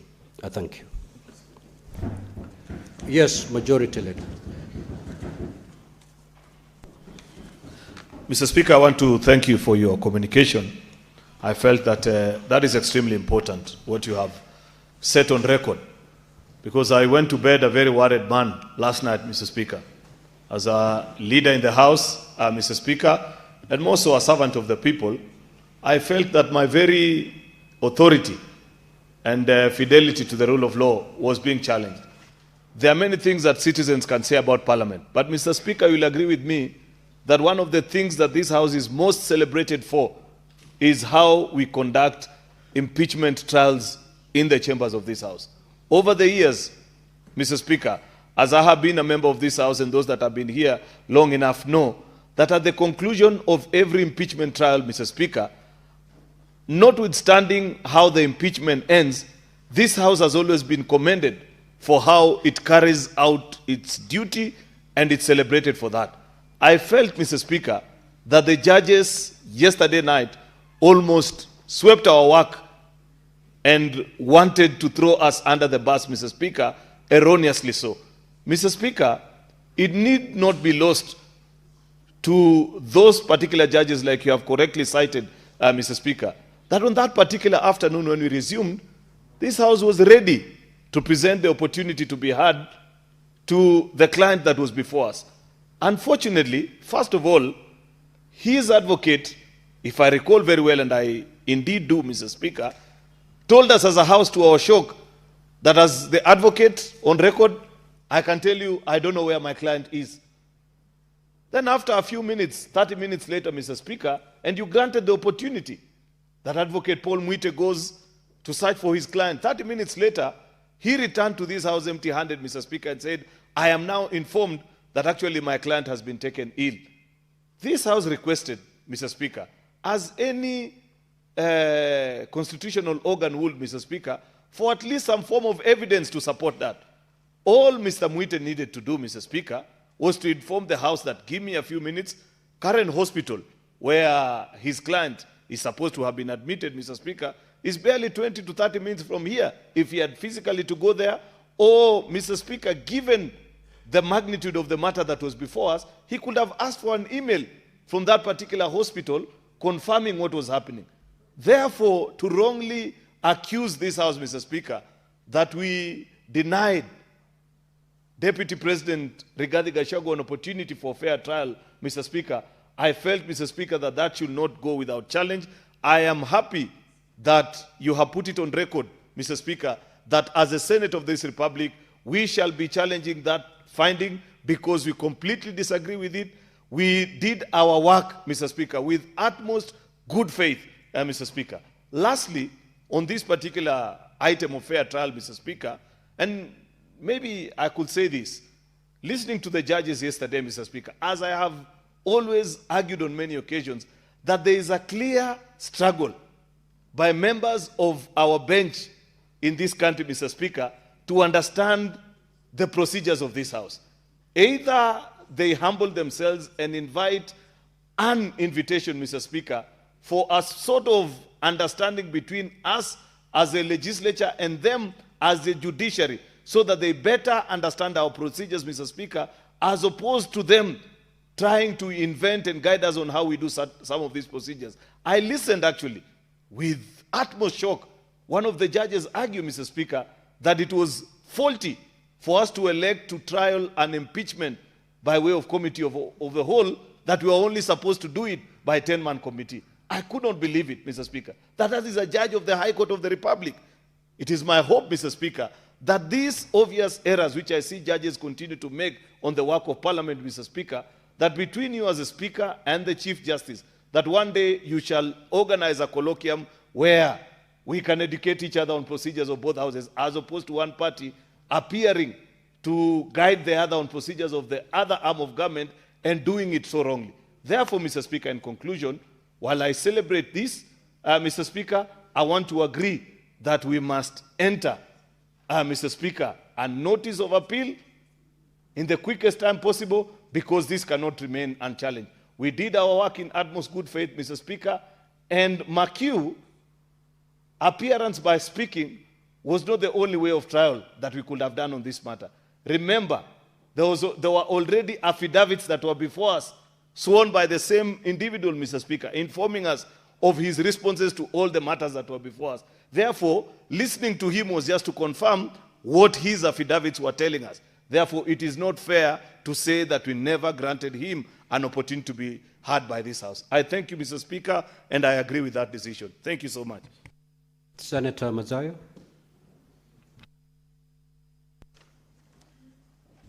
Asante mstahiki Spika. Mstahiki Spika, kwanza nataka kusema ni jambo la kusikitisha kuona ya kwamba katika uamuzi wa wale majaji walioketi watatu waliweza kuona ya kwamba pengine Senate haikumpatia nafasi ya kuweza kujitetea vilivyo kama mshtakiwa. Lakini nataka kusema ya kwamba runinga na kila mahali waliona katika Kenya nzima ya kwamba katika kesi hii tulimpatia nafasi yule aliyekuwa ameshtakiwa, Bwana Gachagua, Mheshimiwa Gachagua, kwa nyakati zote. Hata tukizingatia zaidi ni kwamba ulikuwa wakati mwingi tulimpatia wa asubuhi yote mpaka wakati wa karibu saa 7. Aliongea zaidi ya masaa 6 akiweza kuulizwa maswali ambayo anaongozwa na wakili wake, na wakili si mwingine bali ni wakili maarufu sana na ni wakili ambaye amebobea katika sheria, ndugu yetu awasinia ambaye ni Paul Mwite aliweza kumpeleka kulinganisha na vile alivyokuwa ameandika taarifa yake, akaileta hapa, na yale yote hiyo ilikuwa katika record. Na jambo la kusikitisha zaidi ni kwamba baada ya kwamba mawakili wote wale waliokuwa nao walipewa nafasi pia kuongezea kuzidi kumweka vizuri bwana Gachagua, na alikuwa yuko sawa kabisa. Asubuhi wote alikuwa yuko sawa, alikuwa anacheka na anajibu maswali kisawa sawa. Bwana Spika, baada ya hapo sasa, kwa sababu ilikuwa katika sheria zetu tunasema ya kwamba ikiwa tutakusikiza wewe kama bunge lote, yani ya committee of the whole house, ikiwa tutaketi chini na kuweza kusikiza, basi kila mtu atawahi kuuliza maswali. Na ilikuwa amemaliza asubuhi yote mpaka saa 7, akapatia watu kama dakika 30 40 kwenda kupumzika tu na kurudi na kuweza kuja kumsikiza yeye. Ilikuwa ni wakati wa bunge la Senate sasa, kwa sababu amemaliza kujitetea, kwa sababu amemaliza kusema alivyotendewa kwamba si haki. Ilikuwa sasa ni wakati wa yeye kuulizwa maswali na bunge la Senate. Jambo la kusikitisha ama jambo la kushangaza ni kwamba alitoweka. Hata wakili wake alisema hajui yule mteja wake yuko wapi, ambalo ni jambo la kushangaza, kwa sababu wakati watu wamepewa nafasi ya kwenda kupumzika pengine kwa lisali moja, ingekuwa na akaondoka na wakili wake kwenda kujadiliana. Tunatarajia mchana ukifika pengine wale maseneta watakuuliza swali hili na hili na hili na hili, wakamtayarisha ili aje. Lakini jambo la kusikitisha ni kwamba walipokwenda huko, dalili zinaonyesha wazi kabisa ni kwamba walimwambia wewe usijaribu kurudi tena, kwa sababu lile bunge la Senate inaonekana wako tayari kukuuliza maswali. Na ni vile vile kumalizia ni kwamba si usawa kusema ya kwamba utarudi mchana, ama umeagizwa na bunge la Senate, umeagizwa na speaker kwamba njoo mchana sasa utapata nafasi ya kuweza kujibu maswali utakayoulizwa na maseneta, kwa sababu sasa ni wakati wa ile nyumba ya Senate yote kuweza kukuuliza maswali. Bwana Speaker, hapo mimi naona ni jambo la kusikitisha kusema kwamba katika wale majaji waliokuwa wameketi pale kwamba hakupewa nafasi ya kujitetea na bunge la Senate. Hapo naona kidogo kulikuwa na mushkili wa hiyo uamuzi wao. Kwa hiyo ni umuhimu ikiwa bunge la Senate linaweza kuchukua hatua hiyo kuweza kujitetea vilivyo, tukipewa nafasi watakapokuwa wameenda katika hiyo koti wanaosema, ama wakienda katika koti yote. Lakini koti ya rufaa ya kitengo cha juu ni kwamba bunge la Senate lazima jitetee. Hakukuwa na uagizo wa kwamba alikuwa ameomba apewe ridhaa ya milioni 50. Kwa hiyo hatuoni hata kwa nini wanaweza kuchaji, ama ilikuwa vipi mpaka wakafika hiyo milioni 50 ya kwamba Senate iweze kulipa katika hiyo kesi iliyokuwa ndani ya koti. Kwa hiyo sisi tunasema hiyo kesi tuko na nafasi nzuri kama bunge la Senate kuweza kujitetea, na hata wananchi wenyewe waliona wazi kabisa kwamba bunge la Senate halikupewa nafasi ya kumuuliza maswali, kwa sababu yeye mwenyewe hakuweko wakati wa mchana. Iliibuka tu baadaye kwamba alikuwa ameenda katika hospitali inayoitwa Karen, na halafu baadaye baada ya miaka 2 daktari wake anaandika ile tunaita affidavit ama maono ya haki akisema kwamba pengine alikuwa ni mgonjwa. Lakini sisi hatukuletewa karatasi yoyote ya kuambiwa kwamba yeye ni mgonjwa. Kwa hiyo kama Senate haikuambiwa yeye ni mgonjwa, itakuwaje Senate iweze kupigwa fine? Kwa hiyo bwana Speaker, mimi naona uamuzi uliotolewa na hiyo koti ya hao majaji watatu ulikuwa si wa haki na inafaa utupiliwe mbali katika koti ya juu zaidi. Asante bwana Speaker. Now, honorable senators, this was just a communication, not a source of debate. I will allow maybe 2 or more, but keep it under 3 minutes. Senator Boni.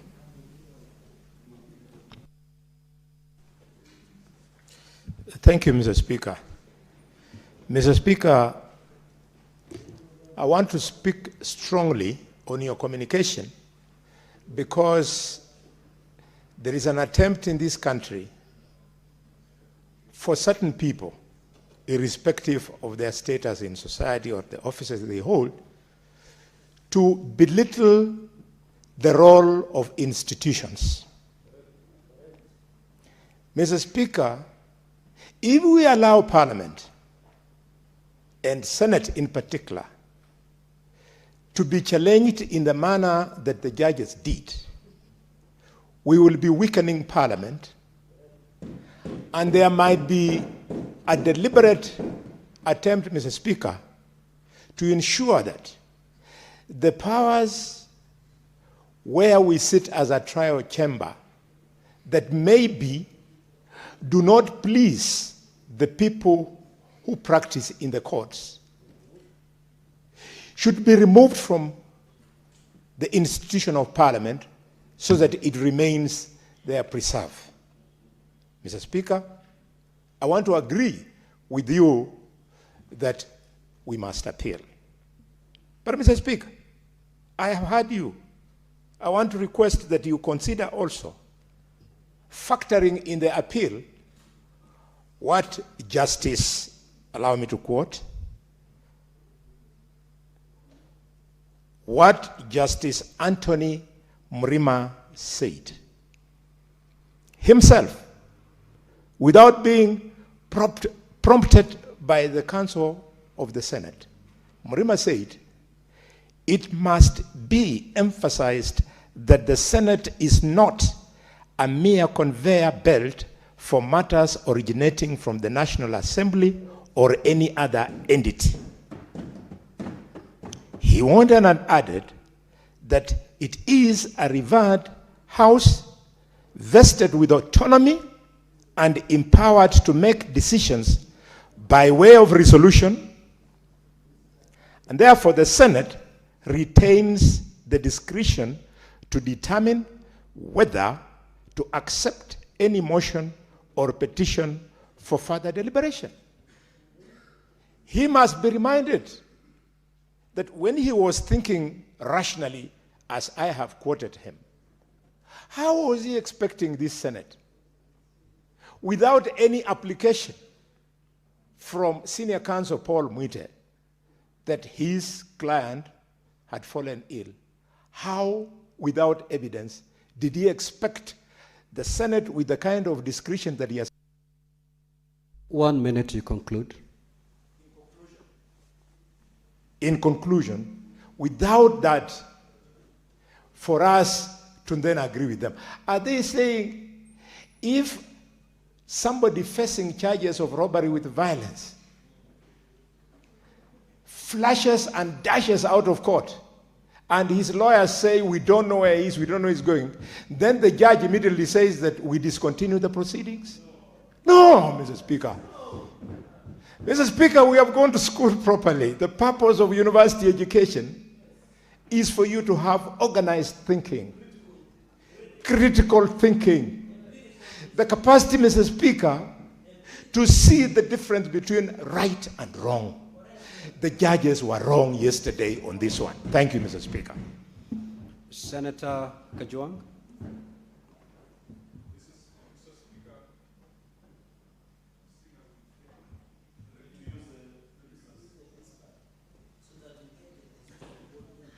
Mr. Speaker, in many legal systems, a jury does not have to justify the decision that it has made. A jury does not have to explain itself. And so as a House, we sat as a jury. We should not try to justify the decision that we made because the decision that we made was in line with the Constitution. Mr. Speaker, I heard some people say yesterday that yesterday was a funeral of the Republic of Kenya, the funeral of the Constitution. I want to tell them yesterday perhaps was the birthday of the Republic of Kenya and the birthday of the Constitution. Because if this matter goes to the Court of Appeal, goes all the way to the Supreme Court, it will help us address some things that have remained outstanding for long. The issue of impeachment processes, the issue of public participation, the issue of Chapter 6, Mr. Speaker, I would be happy if the Court of Appeal or even the Supreme Court could be moved at certain points in time to expand the scope, the limitation on holding of public office on account of violation of Chapter 6 to go beyond persons who have been impeached and to perhaps include persons who have been indicted by the Auditor General and other institutions like the EACC. Mr. Speaker, I fully support your decision to appeal that particular matter. And Mr. Speaker, if there was a problem in terms of raising the 50 million, that is in case you are not successful in appeal, I want to inform the House that the Public Accounts Committee has issued fines of 500,000 shillings to 20 governors. So we'll be able to raise at least 10 million shillings. But, Mr. Speaker, I do hope that we shall not get into it. But, though, Mr. Speaker, a fundamental observation that I saw yesterday in court is that members of this House who sat as jurors, who participated in the process, would go to court and would go to court to defend or to represent positions against the Senate. Mr. Speaker, there needs to be some hygiene. We must decide whether we want to be senators or we want to be litigants out there challenging decisions of the Senate. Mr. Speaker, once you have sat as part of the jury in this House, it would appear to be out of order for you to go out there and say that you agree with the judges that there was no due process, there was no fairness in the Senate. That is a matter that must be dealt with. And Mr. Speaker, the Constitution is clear on state officers taking up other paid jobs. Those are things we must look at. But, Mr. Speaker, I am happy that the courts made that decision. Let's allow the Court of Appeal to deal with the remaining issues, and let's also accept that no institution is infallible. Let's accept that we can make decisions and anyone aggrieved can go to court, and anyone aggrieved at the High Court can go to the other levels. But I hope that this then marks the... Senator Mungatana. Thank you, Mr. Speaker. Mr. Speaker, Paul Mwite was behind me here. I was seated very closely to him when he told us a ridiculous thing that he does not know where his client has gone. And Mr. Speaker, in the same breath, Paul Mwite was telling us he needs time. We gave him time as a Senate to go and look for his client. He came back and said he does not know where his client is. And Paul Mwite is a senior counsel, Mr. Speaker. He used to be chairman of our law society when we were younger and in active practice. So, Mr. Speaker, we found this extremely ridiculous. There is no way that we can reward misbehavior in court proceedings. We cannot reward that, Mr. Speaker. I fully support, Mr. Speaker, that we should file an appeal in proceedings, whether they are quasi-judicial or they are proper judicial. If you choose to run away from those proceedings, you forfeit your rights. You forfeit them by choice. And Mr. Speaker, the videos are all here. We must not create the impressions amongst Kenyans that Mr. Gachagua's rights were violated. There was no violation. He chose to run away. That's a fact. He ran away, didn't tell his lawyers, didn't tell anybody, and we must tell the truth as it is. He knew that he was coming for cross-examination. When he was saying his case, it was okay. But when he knew that you are going to ask about the family affairs, ask about the violations that were being complained of within the family, he knew, Mr. Speaker, and he ran away. He ran away from this court, Mr. Speaker. He ran away. He should not tell Kenyans or the court tell us that we didn't give him a chance. He simply disappeared. And the court must be fair to this Senate. This Senate gave him all the opportunities, Mr. Speaker. We must appeal these decisions, and Kenyans must be told the truth. Possibly, Mr. Speaker, these clips must be replayed on KBC or any other channel so that Kenyans can know the truth. The judges were totally wrong on this one, and they must be told on their faces. They were wrong. You cannot, even them, if an accused person runs away from your court, you don't stop proceedings. You proceed because he chose to forfeit his right. Senator Wambua.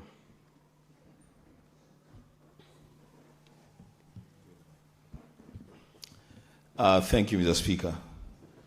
I walked in and my neighbor, the senator for Tana River,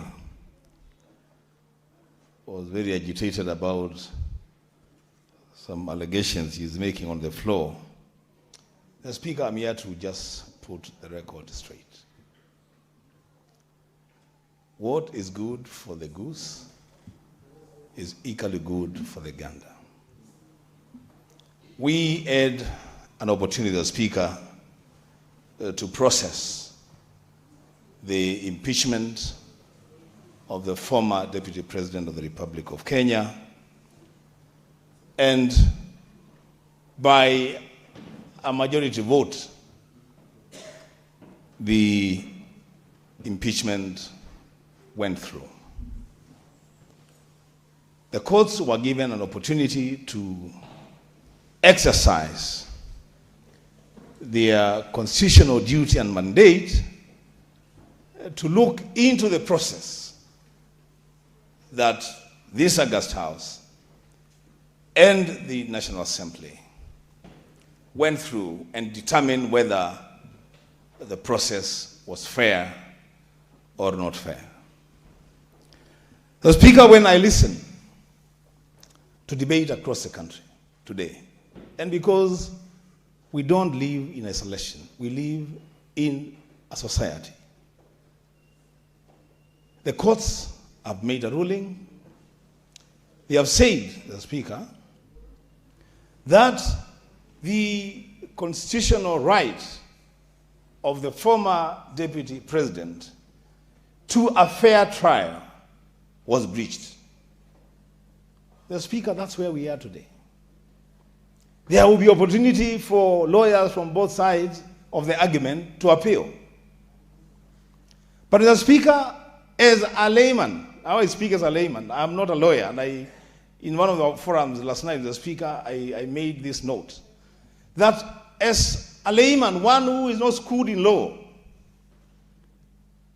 I fail to understand, I have tried to understand, I fail to understand, the Speaker, how a process that a court declares to have been flawed can produce a legitimate outcome. That is the Speaker, and I think that's going to be a matter for the Court of Appeal if this matter goes there. Senator Wambua, maybe I assist you. Your colleagues are reacting to a communication that I've made. Are you privy to the contents of that communication? Okay, then react to the communication. We are not reacting to the entire judgment, just my communication. Thank you, Mr. Speaker. Mr. Speaker, this is what I will say about the communication. That, yes, because the Senate was also a party to that matter, Mr. Speaker, we will also appeal the decision. One more minute, Honorable Senator. We will appeal to the Court of Appeal, the Speaker, and that we should, because the right that we have. And if that appeal is upheld, then the Senate will have saved that 50 million Kenya shillings. But the Speaker, even as we do that, and allow me to say this, even as we do that, this must be a constant reminder to us that whatever it is that we do, we are not the final authority. The things that we do today, 10 years, 20 years, 30 years, they will return to us, and a judgment will be passed by other people about our own actions. The Speaker, I submit. Senator Wambua, just do like what Senator Mutata has done. getting a copy of the communication, because clearly you are not privy to the contents of that communication. Senator Chiranke. Thank you, Mr. Speaker, sir, and thank you for communicating on this live matter, Mr. Speaker. Mr. Speaker, yesterday we saw the judgment of the High Court, and I want to agree with the House that we do appeal, because as somebody has said, Mr. Speaker, is jury in any proceeding are not subjected to be interrogated, Mr. Speaker. 50 million is a lot for the Senate, Mr. Speaker, and we did our part.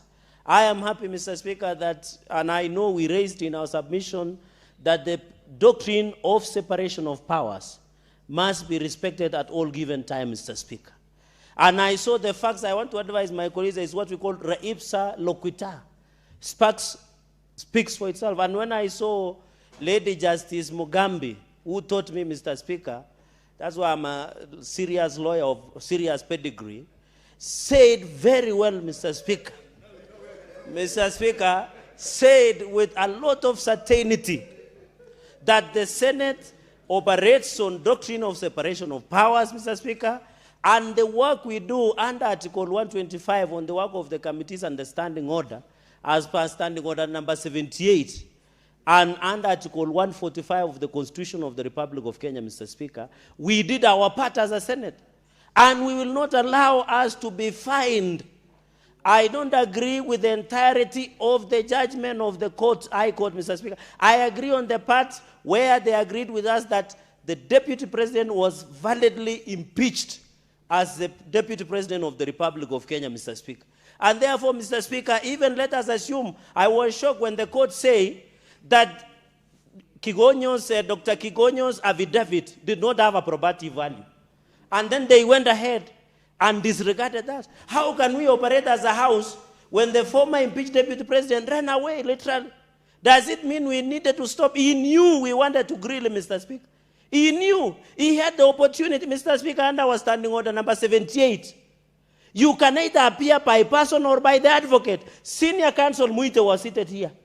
He didn't know where his client was, Mr. Speaker. And we know members of this House, which I am privy to, went and told him, run away, because we were going to fire and grill you and impeach you, Mr. Speaker, for violating the Constitution. And I can name names, Mr. Speaker, like the acting DCP SG was the one advising him to run away, Mr. Speaker. Mr. Speaker, we must stand our ground.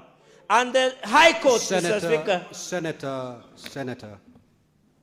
Senator Fernandez, you cannot impute improper motive to your colleagues. Kindly withdraw. Mr. Speaker, I withdraw and I proceed. Mr. Speaker, that is why I'm saying we gave opportunity, Mr. Speaker. And in fact, I was standing order so that Kenyans can understand. Because I saw standing order number 78. You can neither appear... Senator Wakili Sige.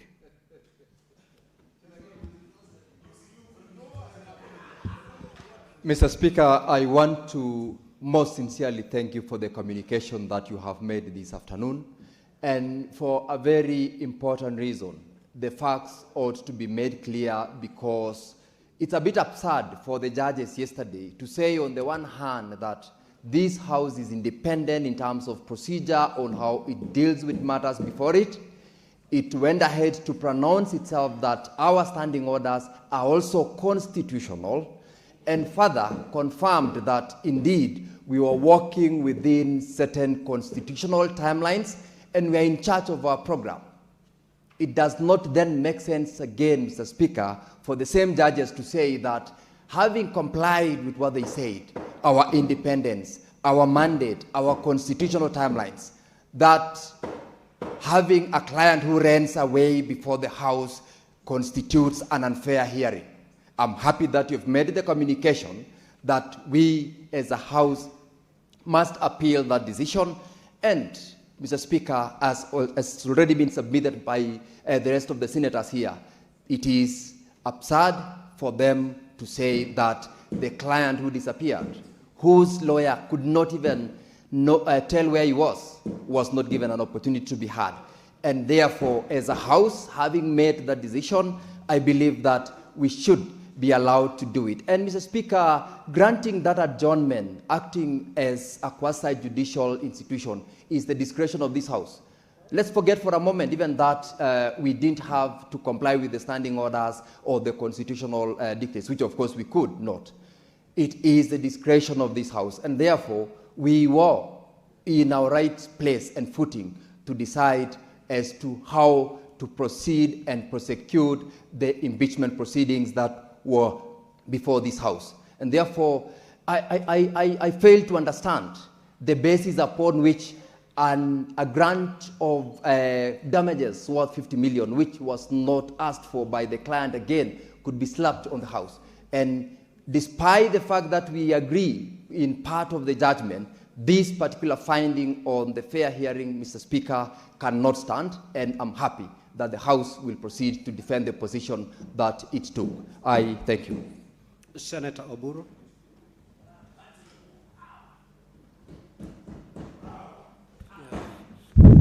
Thank you, Mr. Speaker, sir, for the opportunity. Mr. Speaker, sir, I am equally surprised with the court decision to impose a fine of 50 million shillings on the Senate, when on the other hand, the same court said the Senate was right and the Senate rightly impeached Gachagua according to the Constitution. We followed the Constitution and we impeached him according to the Constitution. And Mr. Speaker, when we were here, all of us were here, when the lawyer himself told us that he did not know where his client was. Now, if he didn't know, then, Mr. Speaker, how could we know as a Senate? How could we know? We did not know also, Mr. Speaker. So we did not know where he was. Now, whatever was brought later on that he was in hospital was an afterthought. And that afterthought, Mr. Speaker, cannot be used to impose a fine on us when we acted constitutionally, and the court has said so. And they have granted, they have impeached him. Mr. Speaker, it is a contradiction. To me, it is a contradiction, Mr. Speaker. How could you impeach somebody for having breached the Constitution, and therefore the Senate was right, and on the other hand, Mr. Speaker, you impose a big fine. Mr. Speaker, I urge you to appeal. Mr. Speaker, you do the appeal and ensure that the court, our Senate does not pay this 50 million. Mr. Speaker, where do we get 50 million when we are struggling in our steering committee of Parliament? Yeah, we are struggling to get money even to travel locally. So where do we get 50 million? We are poor. If it was with the Senate, with the Assembly, with the National Assembly, perhaps they would be able to pay. But for us, we are not going to pay, and we are also right not to pay, Mr. Speaker. We are going to appeal. We are lawful. We follow the law. And Mr. Speaker, sir, I hope that this kind of judgments will not continue in our country. Senator Okiya Omtata.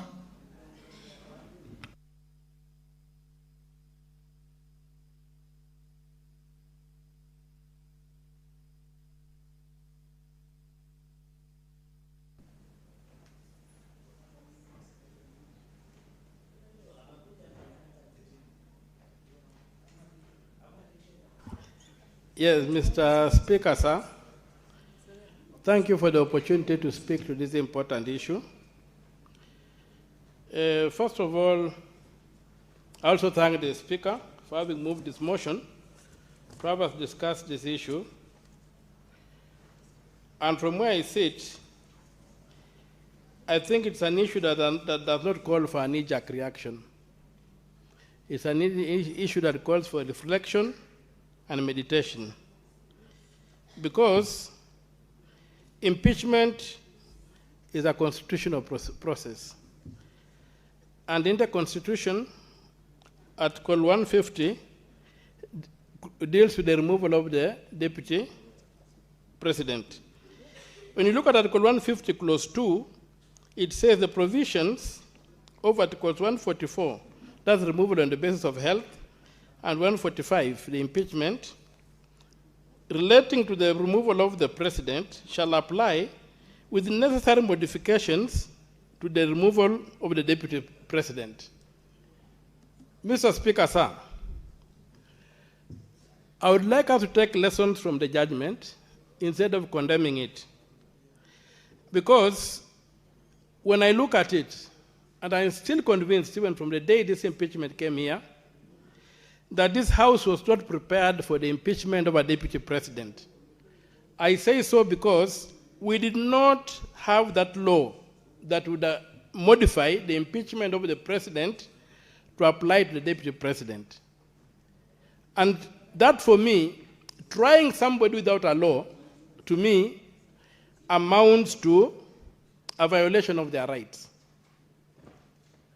I don't even find a contradiction in the finding of the court that there was a violation of the rights, given the court's own reasoning, which our speaker aptly captures here, where it says that it's like when you get somebody has been executed, and you determine that the person was wrongfully executed, that may not restore the person back to life. That's the argument I'm seeing the court say here. And this particular quotation that we find that His Excellency Gachagua's rights were infringed when the Senate declined to allow an adjournment. This violation constitutes both a vindication of his rights and a recognition of the constitutional infirmity in the process that does not undo the impeachment itself, given the finality of Article 145, Clause 7. So, Mr. Speaker, to me, I strongly believe that rules of procedure should benefit an accused person. And given that this gentleman, His Excellency Mr. Gachagua, had requested for an adjournment, this House had the capacity to grant adjournment. Your time is up, Senator Okiya Omtata. Senator Biti Sogola.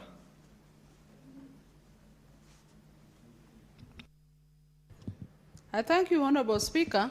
And Honorable Speaker, I rise to support the communication you have just read this afternoon, that this House must appeal.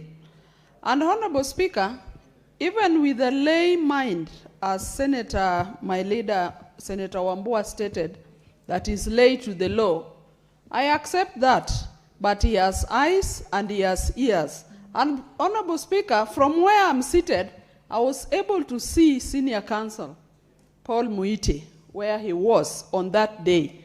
A number of you maybe had their backs turned to him. And I listened and watched as Senior Counsel representing the former Deputy President say that he did not know where his client was, Honorable Speaker.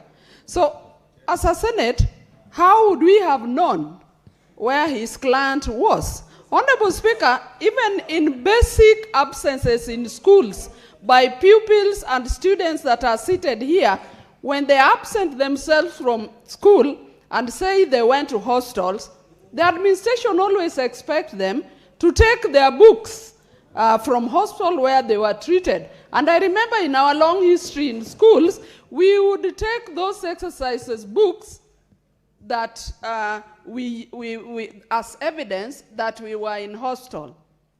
So if that can be done in schools and in other institutions, why was it difficult for the representative of the former Deputy President to bring evidence to this House that he was unwell, Honorable Speaker? Honorable Speaker, we are paid to sit here by Kenyans. We don't sit here for free. We earn a living from the taxpayers.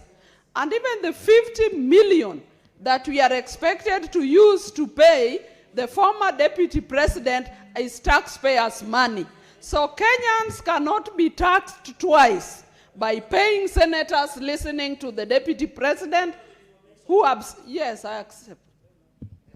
Senator Beatrice, the Speaker has not granted Senator Cherargei the opportunity to inform you.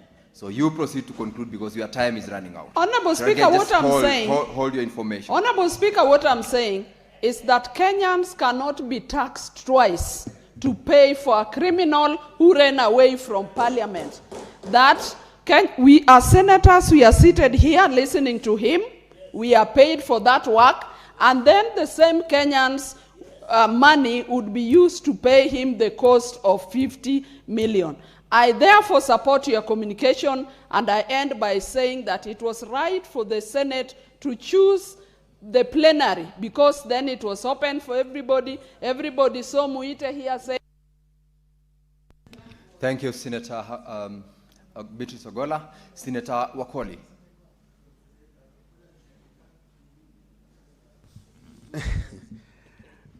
Asante Mheshimiwa Spika kwa nafasi hii ili kuchangia kuhusiana na mwelekeo ambao tumepewa kuhusiana na mwelekeo wa koti. Mheshimiwa Spika, tuliona hapa mawakili shupavu, mawakili waliobobea katika kutetea washukiwa sugu. Mheshimiwa Spika, katika historia ya Kenya tumeona mshukiwa sugu ambaye stakabadhi zake zilikuwa hapa, na Wakenya tulikuwa tunabukua vitabu tukidua tukishangaa. Mheshimiwa Spika, na ni mara ya kwanza kuona mshukiwa mkuu anatoweka kutoka maeneo ya kesi, na mawakili wake pia wameshangaa.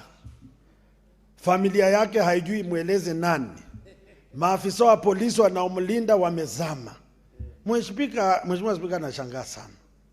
Kenya hii ni nchi ya ajabu sana. Mpaka Senate linashtakiwa, tunachochewa, hata baada ya kumngatua tunaambiwa tumlipe pesa kama dawa ya brufen. Yaani augue polepole. Mheshimiwa Spika, ni jambo la kushangaza sana, na inadhihirika wazi kwamba makosa ya huyu shukiwa sugu yalikuwa makosa makubwa sana. Na mimi naomba Wakenya, stakabadhi ziko wazi. Kando na kudai tu kumpa haki, jumba la Senate, Mheshimiwa Spika, tukubali hizi nakala zilizoletwa hapa bunge na madai na ushahidi tuwape Wakenya basi. Tuwape Wakenya, weke kwa magazeti ndio wajue hata tulikuwa na moyo wa utu. Yaani tumzibe uchi, tufunike uchi wake tu, lakini aende. Na wale ambao wako naye katika koti hawajui wanatembea na nani. Yule ni mnyama mwitu ambaye amevaa ngozi ya kondoo. Mheshimiwa Spika, so sisi kama jumba la Senate tutasimama imara. Naomba nimruhusu ndugu yangu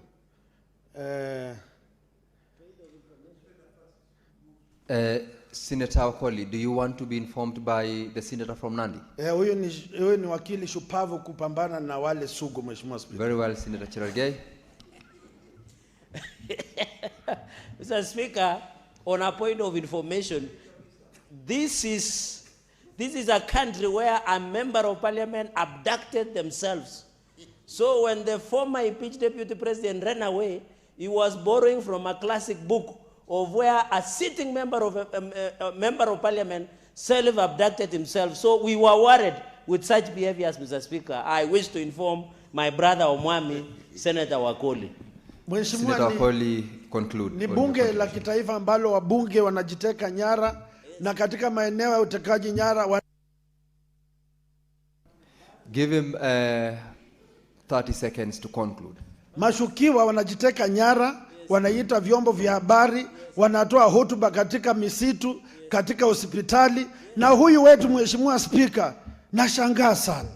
Ati naibu wa rais, namuombea Mheshimiwa Rais afya nzuri, aliumia sana kuongoza nchi na sugu kama huyu. Mheshimiwa Spika, asante sana Mheshimiwa Spika. Senator Hamida Kibwana. Bwana Spika, asante kwa kunipa nafasi. Hata mimi nataka kuunga mkono mawasiliano ya Bwana Spika. Kusema kweli tunaheshimu maamuzi, ya mahakama, lakini hatukubali ya kuwa rais, former rais, deputy president Gachagua hakupewa nafasi na seneti. Kusema kweli tulivumilia sana masaa hapa na tukawa waungwana kuweza kumsikiza. Lakini nafikiria aliona atafanya ile inaitwa kipindi. Na hiyo kipindi kwa slang wanaita kipindre. Akatufanyia kipindi na ili kutufanya sisi wajinga. Sisi tukakubaliana nayo na mambo yakaisha, lakini leo tunashangaa sisi baada ya kuwa waungwana wavumilivu, haya mambo yanarudi kwetu. Na ile nashangaa Bwana Spika ni kuwa mahakama makuu yenyewe imethibitisha kwa mchakato ule uliofanywa hapa seneti uliidhinishwa na uamuzi wa seneti kumuondoa ofisini na ukawa wa halali. Sasa je, itakuwaje tumetupiwa tena sisi ya kuwa tuweze kumlipa sisi faini hali mtu mwenyewe aliweza kufanya mambo yake? Kwa hivyo mimi naunga mkono hiyo mawasiliano na hiyo faini. Nitaweza kusema sisi kusema kweli kama seneti hatufai kulipa sisi faini. Manake yeye mwenyewe aliweza kufanya mambo yake, na pia ilikuwa ni aibu kwa mawakili wake. Mawakili wake wenyewe walishangaa, na kama vile bwana Senator Cherargei anasema kama kuna watu hapa waliweza kuweza kumadvise, ilikuwa sio advice nzuri ya yeye kufanya vile alifanya. Kwa hivyo Bwana Spika, mimi naunga mkono mawasiliano ya Spika ya kuwa hiyo fine si ya kwetu, na ilithibitishwa kuwa sisi chochote kile kiliendelea seneti ilikuwa ni cha halali. Kwa hivyo itakuwaje ya halali alafu sasa ya haramu sisi tulipe sisi hiyo ya haramu ya 50,000? Tunakataa nayo Bwana Spika, na yangu ni kusema tuendelee mbele, tuweze kuappeal, tuweze kukata rufaa ili hayo mambo yaweze kusikizwa vizuri. Asante Bwana Spika. Senator Hamida, it is 50 million, not 50,000, and that is correct. Milioni 50 Bwana Spika. Hiyo ni pesa milioni 50. Haiwezekani. Asante Bwana Spika. Now, honorable senators, that brings us to an end to your comments on the communication that came from the Speaker. And we shall, of course, as directed by that communication, undertake the appropriate steps to make sure that we protect the dignity, sanctity, and the authority of this House by preferring an appeal against that particular decision. Nonetheless, we will resume the order paper for today, and before the communication, we were dealing with, I believe, order number 23. Clerk, you could call for the resumption of a debate on the motion under Standing Order 23. Order number 23, motion, consideration of the report of the Mediation Committee on the Food and Feed Safety Control Coordination Bill, National Assembly Bills, number 21 of 2023.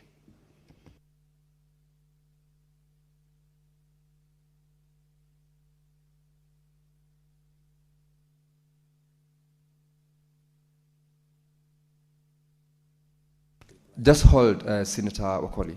The Speaker will guide you shortly.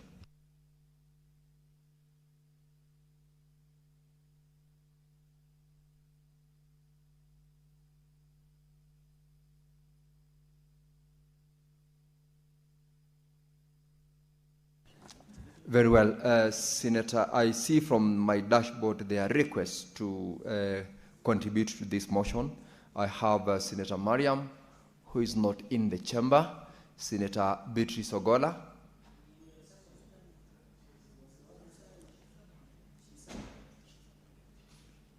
Okay, you seconded the motion.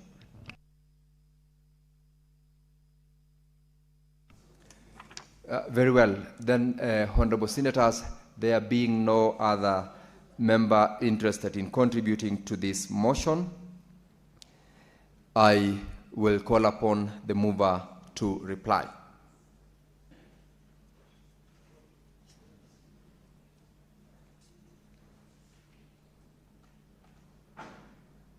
Senator Wakoli, don't tempt the Speaker to take action against use of mobile phones. Our good esteemed Speaker, thank you for your good heart of forgiveness. I hereby seek your indulgence.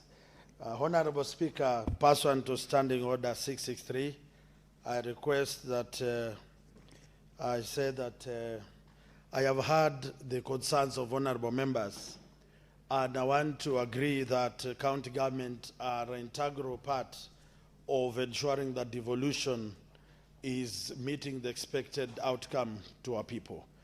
This bill, Honorable Speaker, has space, has room to ensure that the aspirations of the bill are met and that county governments continue to play the role that they are supposed to play. Honorable Speaker, this bill will equally transit to the delegation, the team, the committee that deals with the delegated rules, regulations, and laws, Honorable Speaker. And this is where the rubber meets the road, where the fine-tuning of the various aspects of this bill will be done, and thereafter cascaded down to county governments, the way we had at the national level the Public Service Commission, and which inducted and trained the public service boards at the county level to continue doing the professional work. So I want to encourage members that all is not lost, and this is a new practice in this country where various arms of government are coming together to ensure we meet an expected outcome.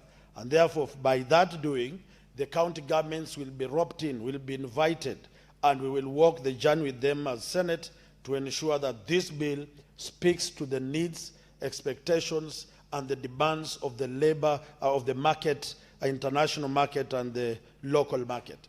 Our members, honorable members, should know that as the Committee of Agriculture, we have always invited KEFIS, we have invited the Minister of Health to look at the poisonous food, potatoes in Rift Valley, to look at the problem of maize in your county, Honorable Speaker, and it showed very clearly that unless these arms of government in the Ministry of Health, Ministry of Agriculture, Ministry of Trade come together, synergize and polish legislation, we will always limp and run in the dark.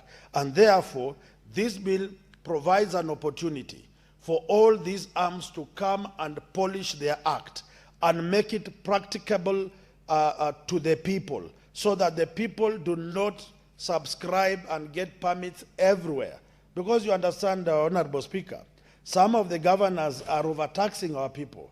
Their so-called kanjos are everywhere collecting money, but the people are not seeing the value. So this institution, once organized properly, will have its replicas at the county level, but they have their mother body that will always guide and ensure that as devolution is strengthened and empowered, the institutions will equally do the same.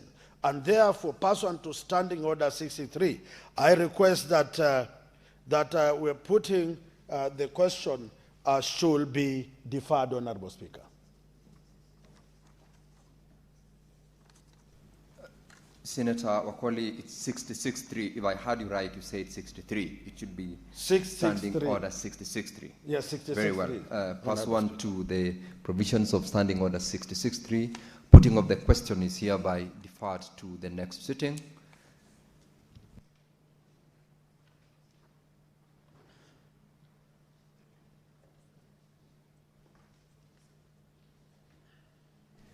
Now, Honorable Senators, before we move to the next order, I will proceed to rearrange for the convenience of the business of the House today. And the rearrangement of the order for today takes us to order number 30. Clerk, call out order number 30. Order number 30, motion, report of the Standing Committee on Energy on inquiry into the shortage of smart energy meters in Kenya and the potential for their local manufacturing.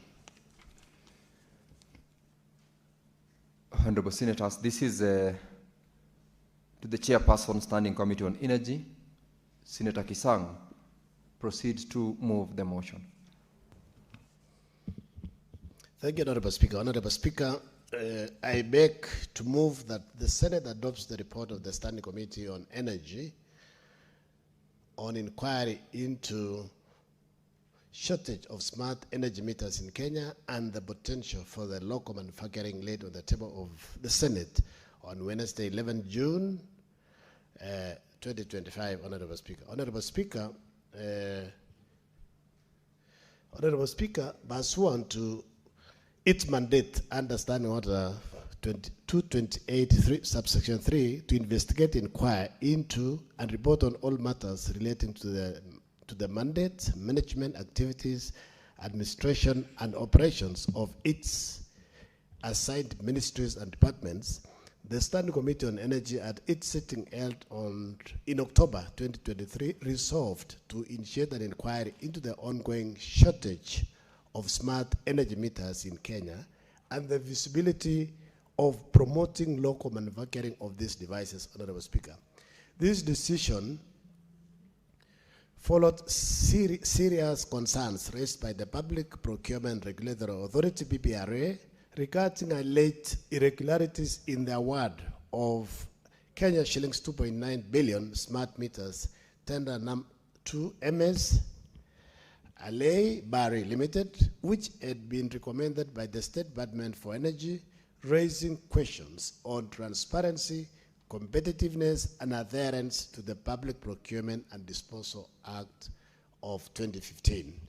Honorable Speaker, the committee also took note of structural challenges in the metering sector, including the absence of clear standards, regulatory frameworks for smart meters, high borrowing costs for potential local manufacturers, and the proliferation of counterfeit meters in the market, all of which undermine reliability, consumer protection, and the country's broader energy sector reform agenda, Honorable Speaker.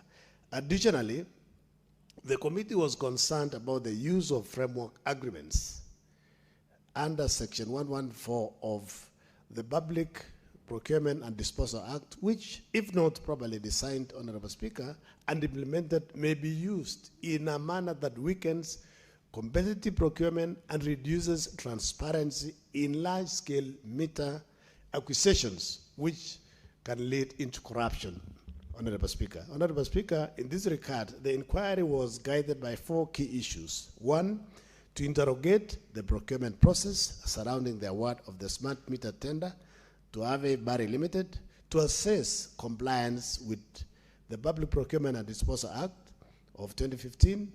3, to examine the visibility and viability of promoting local manufacturing of smart energy meters. And this will help in creating employment opportunities for our youth, Honorable Speaker. And also to propose strategic policy measures to reform KPLC procurement systems and strengthen regulatory oversight for transparency, accountability, and efficiency in the energy sector.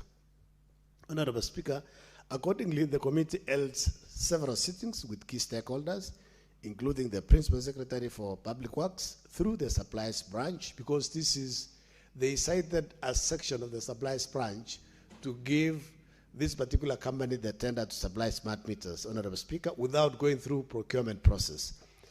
And this is an old law of 1952. Kenya Power and Lighting Company, the African Smart Meters Association, and the Kenya Association of Manufacturers, and further received written submissions from Dedan Kimathi University of Technology. Honorable Speaker, the committee further noted a framework agreement was adopted for a tender valued at approximately 2.9 billion, implemented through a call-off orders with units of 9,000 Kenya shillings 9,150 for single-phase meters and 15,890 for three-phase meters, culminating in the supply of over 320,000 meters between October 2023 and February 2024. Honorable Speaker, on the question of local manufacturing, the committee observed that Kenya stands at the strategic point where there is emerging assembly capacity and strong interest from local industry, the absence of comprehensive regulatory framework, and approved technical standards by the Energy and Regulatory Authority, PBRA. So this is where we are saying there are some caps in terms of setting up standards to assist the local manufacturers to manufacture, because it will be of benefit if we use local manufacturers to supply smart meters to Kenya Power. Honorable Speaker, the committee also noted that the high capital cost associated with end-to-end smart meter manufacturing, coupled with elevated borrowing costs, have made it difficult for local firms to compete with imported products, thereby limiting technology transfer, local value addition, and job creation in the energy technology value chain. Honorable Speaker, in view of these findings, the committee also made far-reaching recommendations aimed at restoring integrity in smart meter procurement and catalyzing a viable local manufacturing ecosystem. This includes requiring KPLC to revert smart meter procurement to its internal procurement and supply chain department in strict compliance with the law, and mandating IBRA to establish and publish robust pre-qualification framework for smart meter supplies anchored on quality, technical capacity, and local content. Honorable Speaker, the committee further recommends that KPLC should transition towards a decentralized smart meter acquisition model, allowing customers to procure meters from IBRA-approved suppliers. Honorable Speaker, we are saying when you are putting up a house and you do wiring, you get an electrician who is already certified by KPLC, you should be able to go to any shop, you can go to any hardware. As you buy your other electrical issues, you can also buy a meter. So that, you know, we don't have to get expensive meters from Kenya Power. It takes time. Sometimes, Honorable Speaker, customers wait for ages. When REREC does last mile connectivity in our rural constituency, Honorable Speaker, they wait even for 6 to 10, even only, Honorable Speaker, before the NHIs, because of lack of meters. So, but if this one is decentralized and liberalized, it will be easy for consumers to buy meters from any shop, Honorable Speaker, so long as the standards have been set and certified by IBRA, Honorable Speaker. Honorable Speaker, the committee also further recommends that KPLC should transition, as I had said, to decentralized meter acquisition model, allowing customers to procure meters from IBRA-approved suppliers with installation by licensed technicians and verification by Kenya Power, thereby promoting competition, widening market participation, reducing single buyers risk, and also eventually reduce the cost, because if there's competition, basically prices will come down. To support local manufacturing and industrial development, the committee proposes that the Ministry of Energy and Petroleum, IBRA, and the National Treasury put in place clear national standards, targeted initiatives, and financing instruments to move the country from meter assembly to full-scale manufacturing in partnership with universities and technical institutions as centers of research, innovation, and skills development. Honorable Speaker, this is, we visited several farms that were doing assembly of smart meters. But you'll realize, Honorable Speaker, these particular companies, they were basically importing almost everything from China, from Europe, and then they just come and assemble. So basically there's no manufacturing that's taking place. They just coming to put these things together and sell. But we are saying we need to support them so that the raw materials, it can be manufactured here in Kenya, they do manufacturing itself, and eventually this will boost the economy, it will reduce prices, it will create a lot of employment for our youth, and then eventually it will spur the economic growth of this country. Honorable Speaker, in conclusion, this report provides a timely roadmap to address the immediate smart meter shortage correct weaknesses in procurement practice, and lay the foundation for competitive, locally anchored smart metering industry that supports Kenya's energy transition and digital economy. Honorable Speaker, this is very important because, and it's timely, because with the affordable houses that are coming up, Honorable Speaker, we will need so many meters. We'll need to energize and supply power to very many homes. And this will not be possible if we don't encourage locally manufactured smart meters, Honorable Speaker. And this will also help Kenya Power. They don't have to go to the homes to read the meters. Basically, they'll be able to disconnect automatically from the offices, reconnect automatically when the customers pay, or use also the tokens, where basically you buy just like airtime that we buy from our phones. Honorable Speaker, I beg to move and request my colleague, able Senator Beatrice Okola, to second the motion. Senator Beatrice Ogola, proceed to second the motion. Honorable Speaker, I wish to second this motion on the report of the Standing Committee of Energy on the inquiry into the shortage of smart meters, energy meters.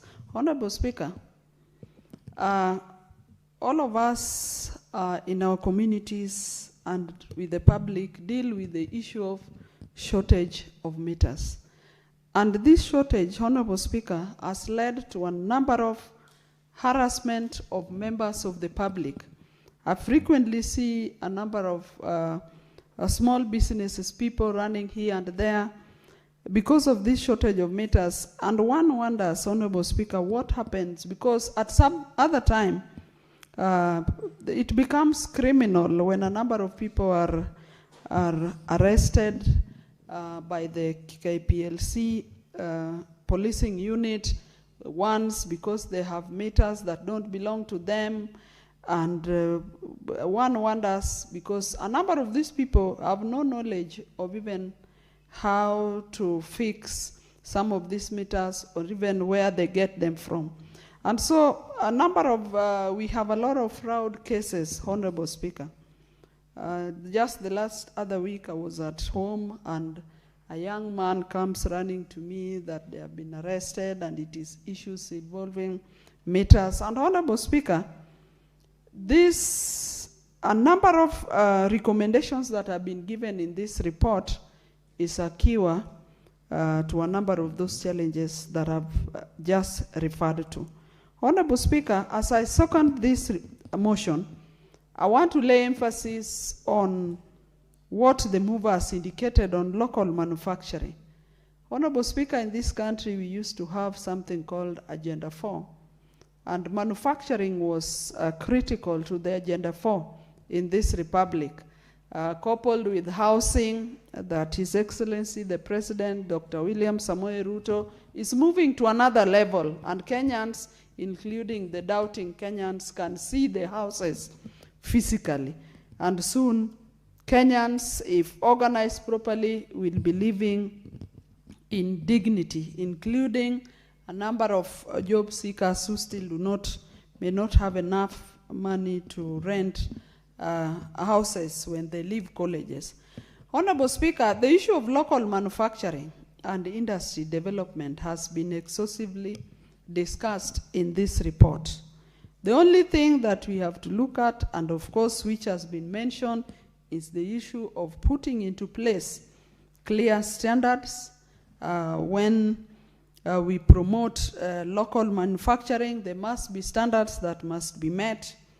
And then we have also to put incentives that will motivate our people into the manufacturing space. And of course, there's been a mention of financing mechanism. Honorable Speaker, this report addresses the issue of integrity too. Of course, the report deals with the procurement procurement issue that was there. And Honorable Speaker, this was a procurement of a tender to the tune of 2.9 billion. Honorable Speaker, by this committee coming up with this report, they're addressing key issues of transparency, key issues of competitiveness, and the issue of doing due diligence. That is according to the procurement laws. So, Honorable Speaker, I second this report, as I also indicate that EPRA seems to have a very huge mandate in this country. And so we must also find a way of enhancing EPRA, and the EPRA itself has to enhance itself by broadening its strategies so that they are able to reach the old nation. Honorable Speaker, I second.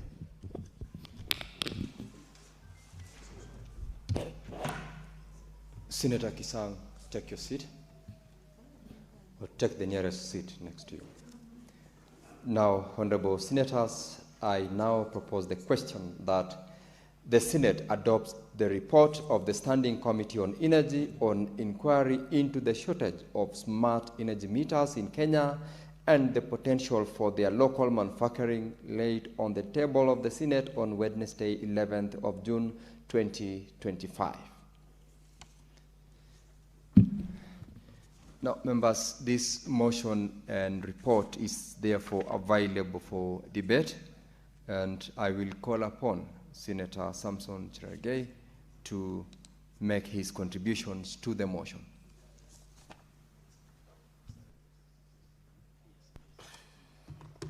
Thank you, Mr. Speaker, sir. I rise to make a comment. You have said rightly on this report on the inquiry of the shortage of smart energy meters and possibility of local manufacturing. While I commend the Vice Chair of Energy and the membership, they have done well on the second question, but they have not given us headway on the first aspect. Because the issue was to give us the aspect of shortage, the legality, and viability, whether there was violation of the law in terms of public procurements processes, Mr. Speaker, sir. So on part 2, I agree with them as a country that we must look at the local manufacturing. And Mr. Speaker, the committee has hesitated to point out that the award of this company called Halle Berry, like Halle Berry, of a tender worth 2.9 billion in the supply of smart meters, from the reading of the report and from the interactions of minutes and meetings that has been done by the committee, Mr. Speaker, sir, it looks like this was a direct procurement contrary to the law. Mr. Speaker, this award of 2.9, only the reasoning that the stakeholders appeared before the committee was because Halle Berry, Mr. Speaker, award of 2.9 billion smart tender was because they had it in their warehouse. Mr. Speaker, the reading of Article 227(1) of the Constitution is very clear on public procurement. And it is very clear that is procurement of public goods and services. Article 271, when a state organ or any other public entity contracts for goods and services or services, it shall do so in accordance with the system that is fair, equitable, transparent, competitive, and cost-effective. It does not say when they have availability. Therefore, and in fact, some of us, I would have requested the committee, this is a classic case of corruption. Because the work of awarding of smart meter tenders was done by the ministry through supplies and chains, Mr. Speaker, by Kenya, instead of Kenya Power. It was done by State Department for Energy. And we are aware energy of, Mr. Speaker, you remember there were issues of procurement irregularities, issues of corruption. In fact, this was a clear case of corruption. Because in fact, instead of Kenya Power and Lighting Company doing the award of the tender, it went ahead and used State Department of Energy, Mr. Speaker, to procure, which is a clear violation of the law. Article 227(1) is very clear that it must be transparent, it must be cost effective, it must, and looking at the committee proceedings, Mr. Speaker, the award to Halle Barry, Mr. Speaker, is not very clear. It looks like this was corruption, Mr. Speaker, and even you read at the report when Kenya Power and Lighting Company appeared, they justified that because they wanted to open and decentralize the award of smart meters in the country, be single phase or three phase, Mr. Speaker, they must now allow other people to do it. That is how it is done, Mr. That is how corruption is done.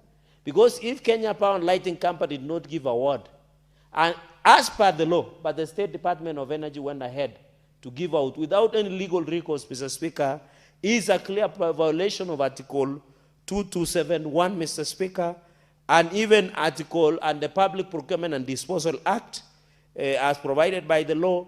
And myself, I want to request the committee through the Vice Chair, although he's technically the Chair, Senator Kesang, to further investigate these 2.9 billion. To me, if it works, quacks, smiles, or crackle, Mr. Speaker, that's a dark, Mr. Speaker. That's a dark for us is corruption, Mr. Speaker. So we must be told these 2.9 billion, and it is important that I want to thank the committee, Mr. Speaker, because they even provided how the various companies that had been given award to supply smart meter, Mr. Speaker, in this report, they have gone ahead and indicated that these are the number of meters that have been given, Mr. Speaker, in their reports. Even when you look at their report, Mr. Speaker, they have highlighted that a number of them, so there is no justification of direct procurement or a direct award of 2.9 billion under the State Department of Energy instead of KPLC as usual award standards, and that is page 15. When you look at page 15, Mr. Speaker, you can see the summary of 4 farms with tender supply 7,111,740 meters with a contract of 2-year period of single phase, Mr. Speaker, and these amounts to around 7,740 smart meters. Like Smart Meter Technology Limited was given 314,440, Magnet Ventures Limited was given 164,500, in Himita Africa Company Limited 128,000, Yohashin Group Limited was given 104,800, Mr. Speaker. So the report has gone itself to justify that they were companies that were competitively awarded. But we don't know what is special about Burnley Halley Company Limited, that it was given a tender of 2.9 billion. Mr. Speaker, this does not look right, and while I agree with the recommendations of the committee on the other aspects, they must tell us, you know, Mr. Speaker, corruption, if you don't follow the law, and you are a senior practitioner of the law, you cannot regularize an irregularity without following due rest of the law. Even if State Department of Energy would say today they was cost effective, they didn't lose any money.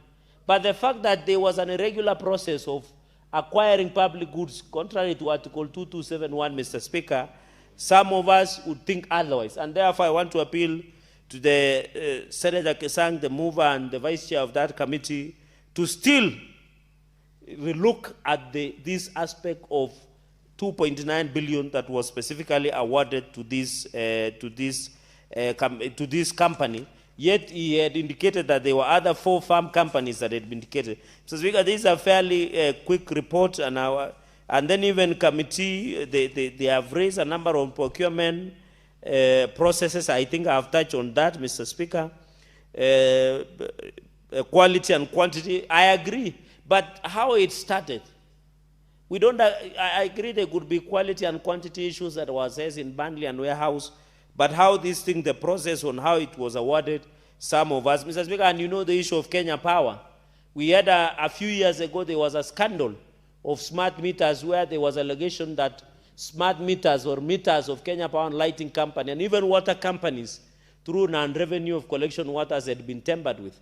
And you remember a few years, it was you and cry when Kenya Power and Lighting Company, Mr. Speaker, were raising the aspect of doctoring or tampering with the meters of Kenya Power and Lighting, Mr. Speaker, where we're having illegal connection of electricity in some of these places. Mr. Speaker, this has caused a lot of loss. It has caused non-performance in terms of Kenya Power and Lighting. While we say Kenyan Power Lighting has a lot of challenges, Mr. Speaker, I know maybe Bomet is a bit better. I went to a place in Kipsamoite. The Kenya Power brought a transformer. For the last 4 years, they have never replaced or made it functional, Mr. Speaker. So while we appreciate Kenya Power and Lighting have a lot of challenges, you see poles, you see contractors, Mr. Speaker, you see electricity being supplied, but Kenya Power and Lighting do not provide smart meters in time or generators, Mr. Speaker. And of course, the frequent blackouts. I have had a discussion with many businessmen and women in this country, because this issue of smart meters boils down also to the functionality of Kenyan Power Lighting Company. That one of the biggest threats to ease of doing business in Kenya is the frequent blackouts by Kenyan Power and Lighting Company. And Mr. Speaker, you know, in the past, when we used to have what we call electricity rationing, it was because of it is dry season. Because most of our power is generated through hydroelectricity, Mr. Speaker. So but now it is raining, there is El Nino coming on the way, Mr. Speaker. This should not be the reason that there is instability of power in this country. And that is why even a few months ago or a few weeks ago, Mr. Speaker, we were pushing that we need to diversify.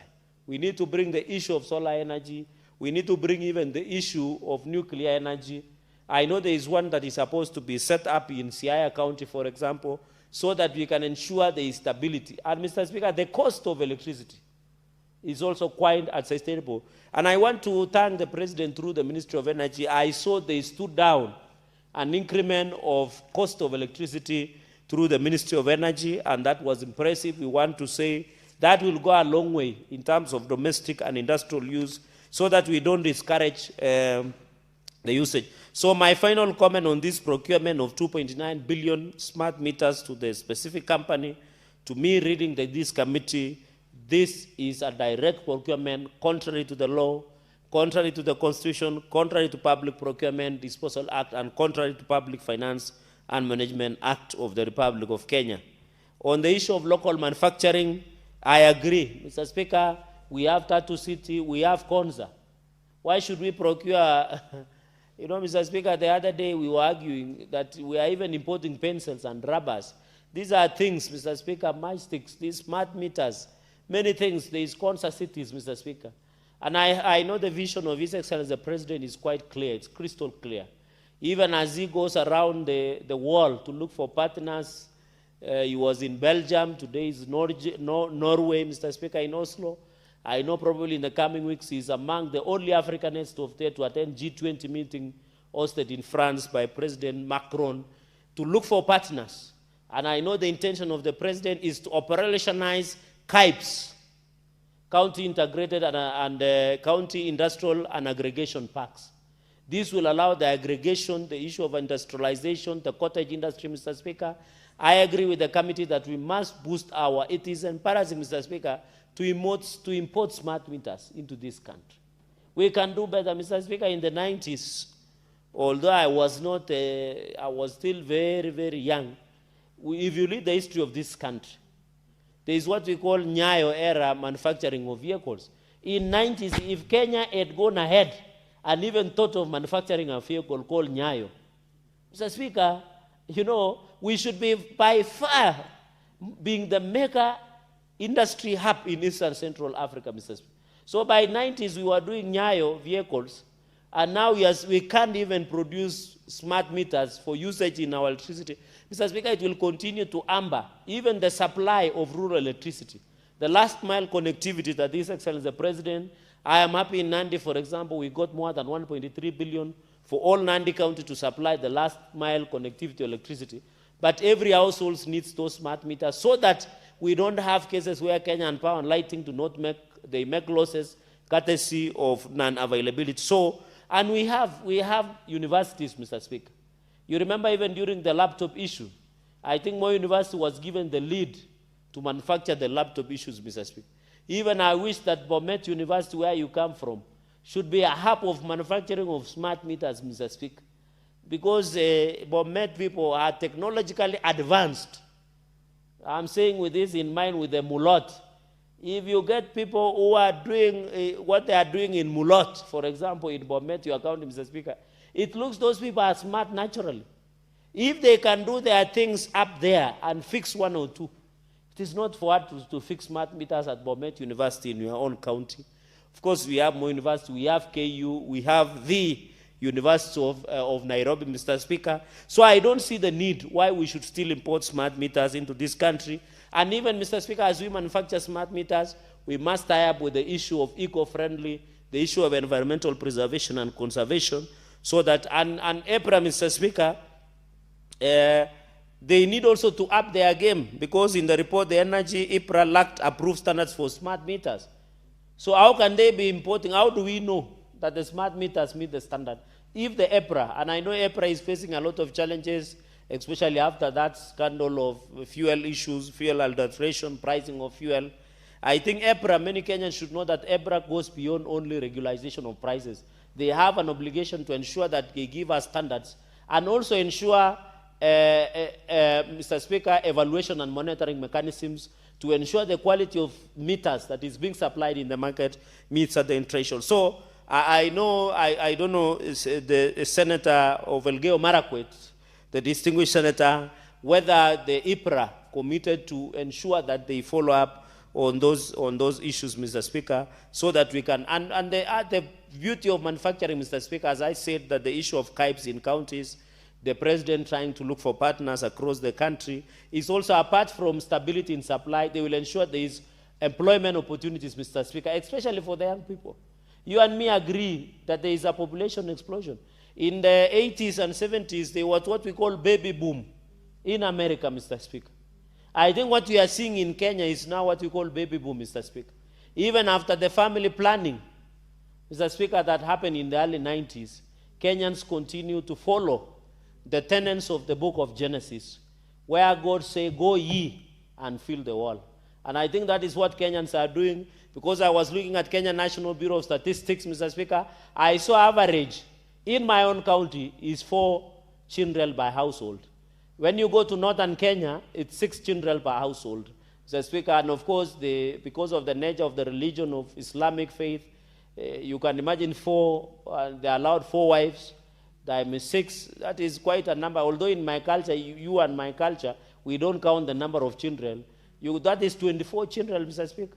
And if you divorce and get other 4, you can imagine. So what we are facing is that we are facing an explosion of population, which are the young people. And that is why you see them restless.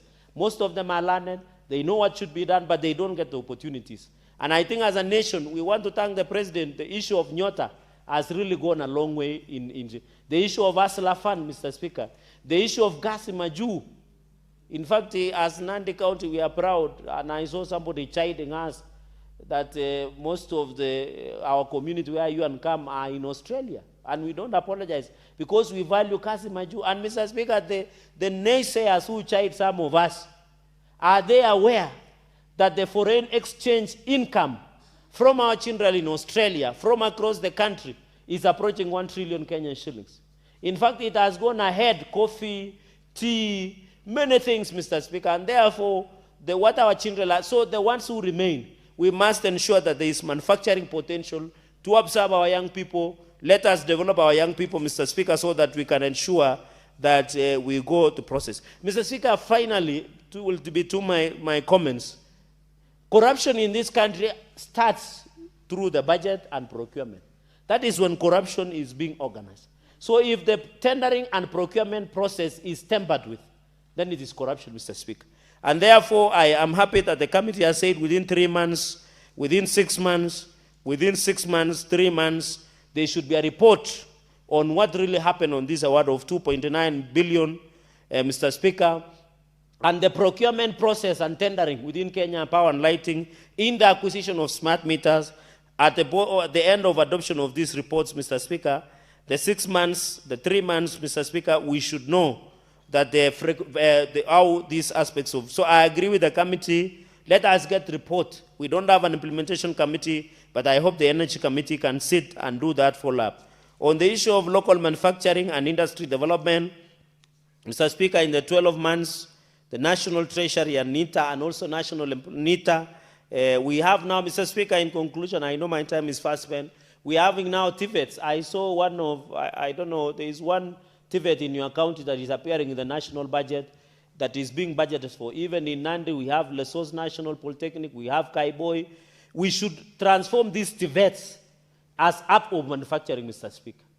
We should use them, Mr. Speaker, so that our young people can learn from there.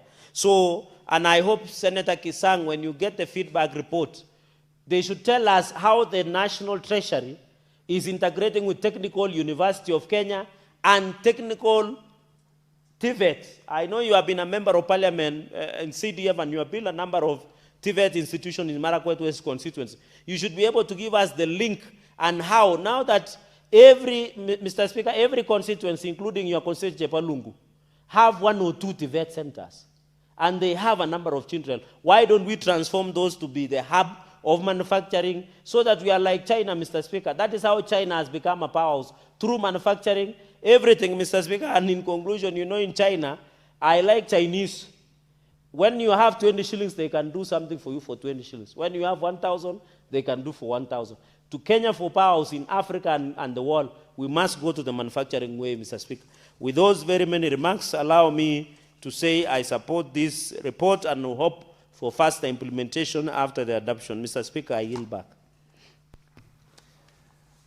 Honorable Senators, from the dashboard here, I do not have any other member keen on making contributions.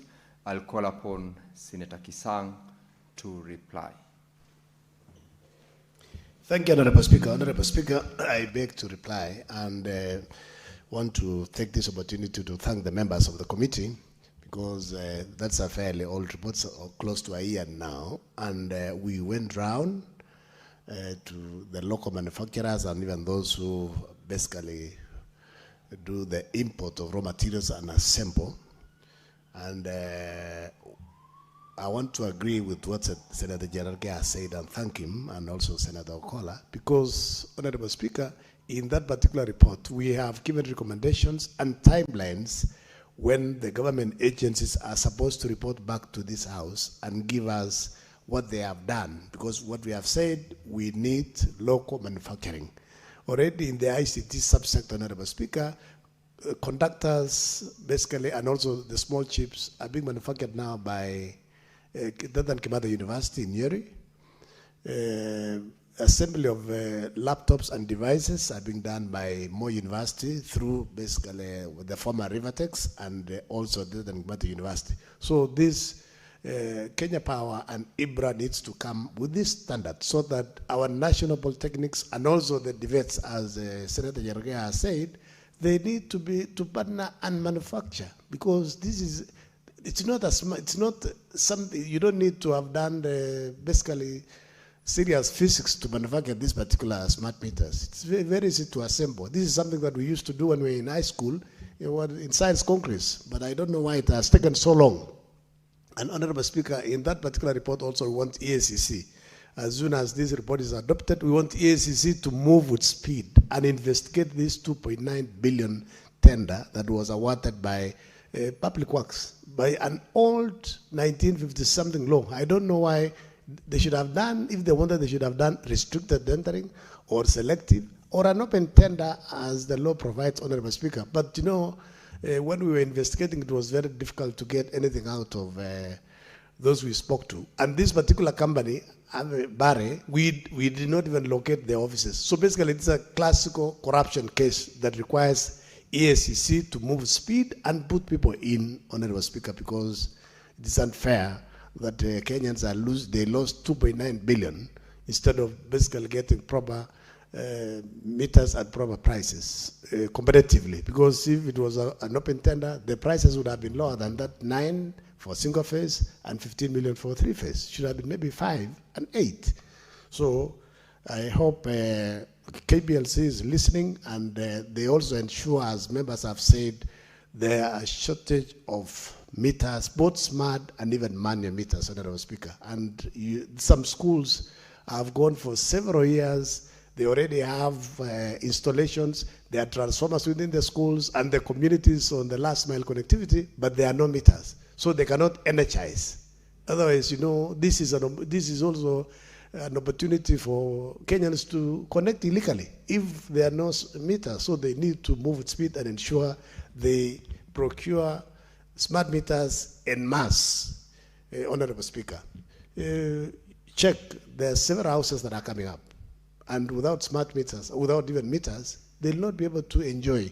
Honorable Speaker, there's also a danger here because of, for the last few years, we have not gone into power generation.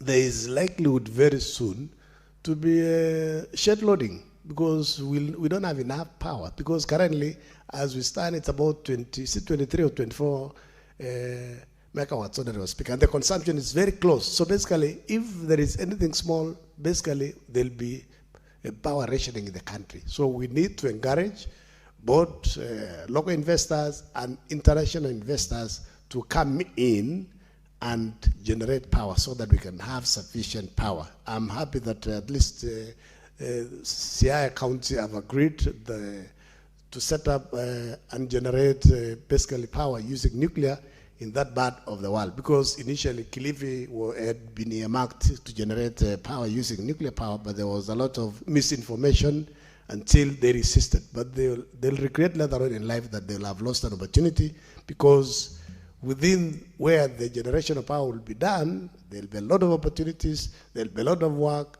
and then there'll be a lot of development within that area. Honorable Speaker, I beg to reply and request that understanding of the 66.3, Honorable Speaker, the question, putting of the question be deferred to the next sitting. Thank you, Honorable Speaker.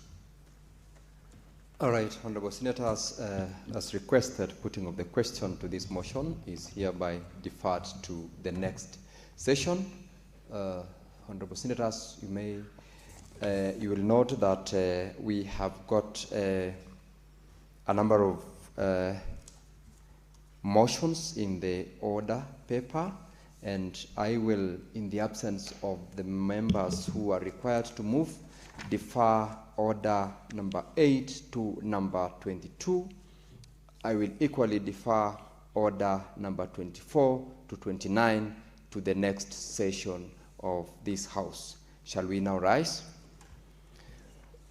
Now, Honorable Senators, there being no other business on the order paper, the Senate stands adjourned until tomorrow, Wednesday, 10th of June, 2026 at 9:30 a.m.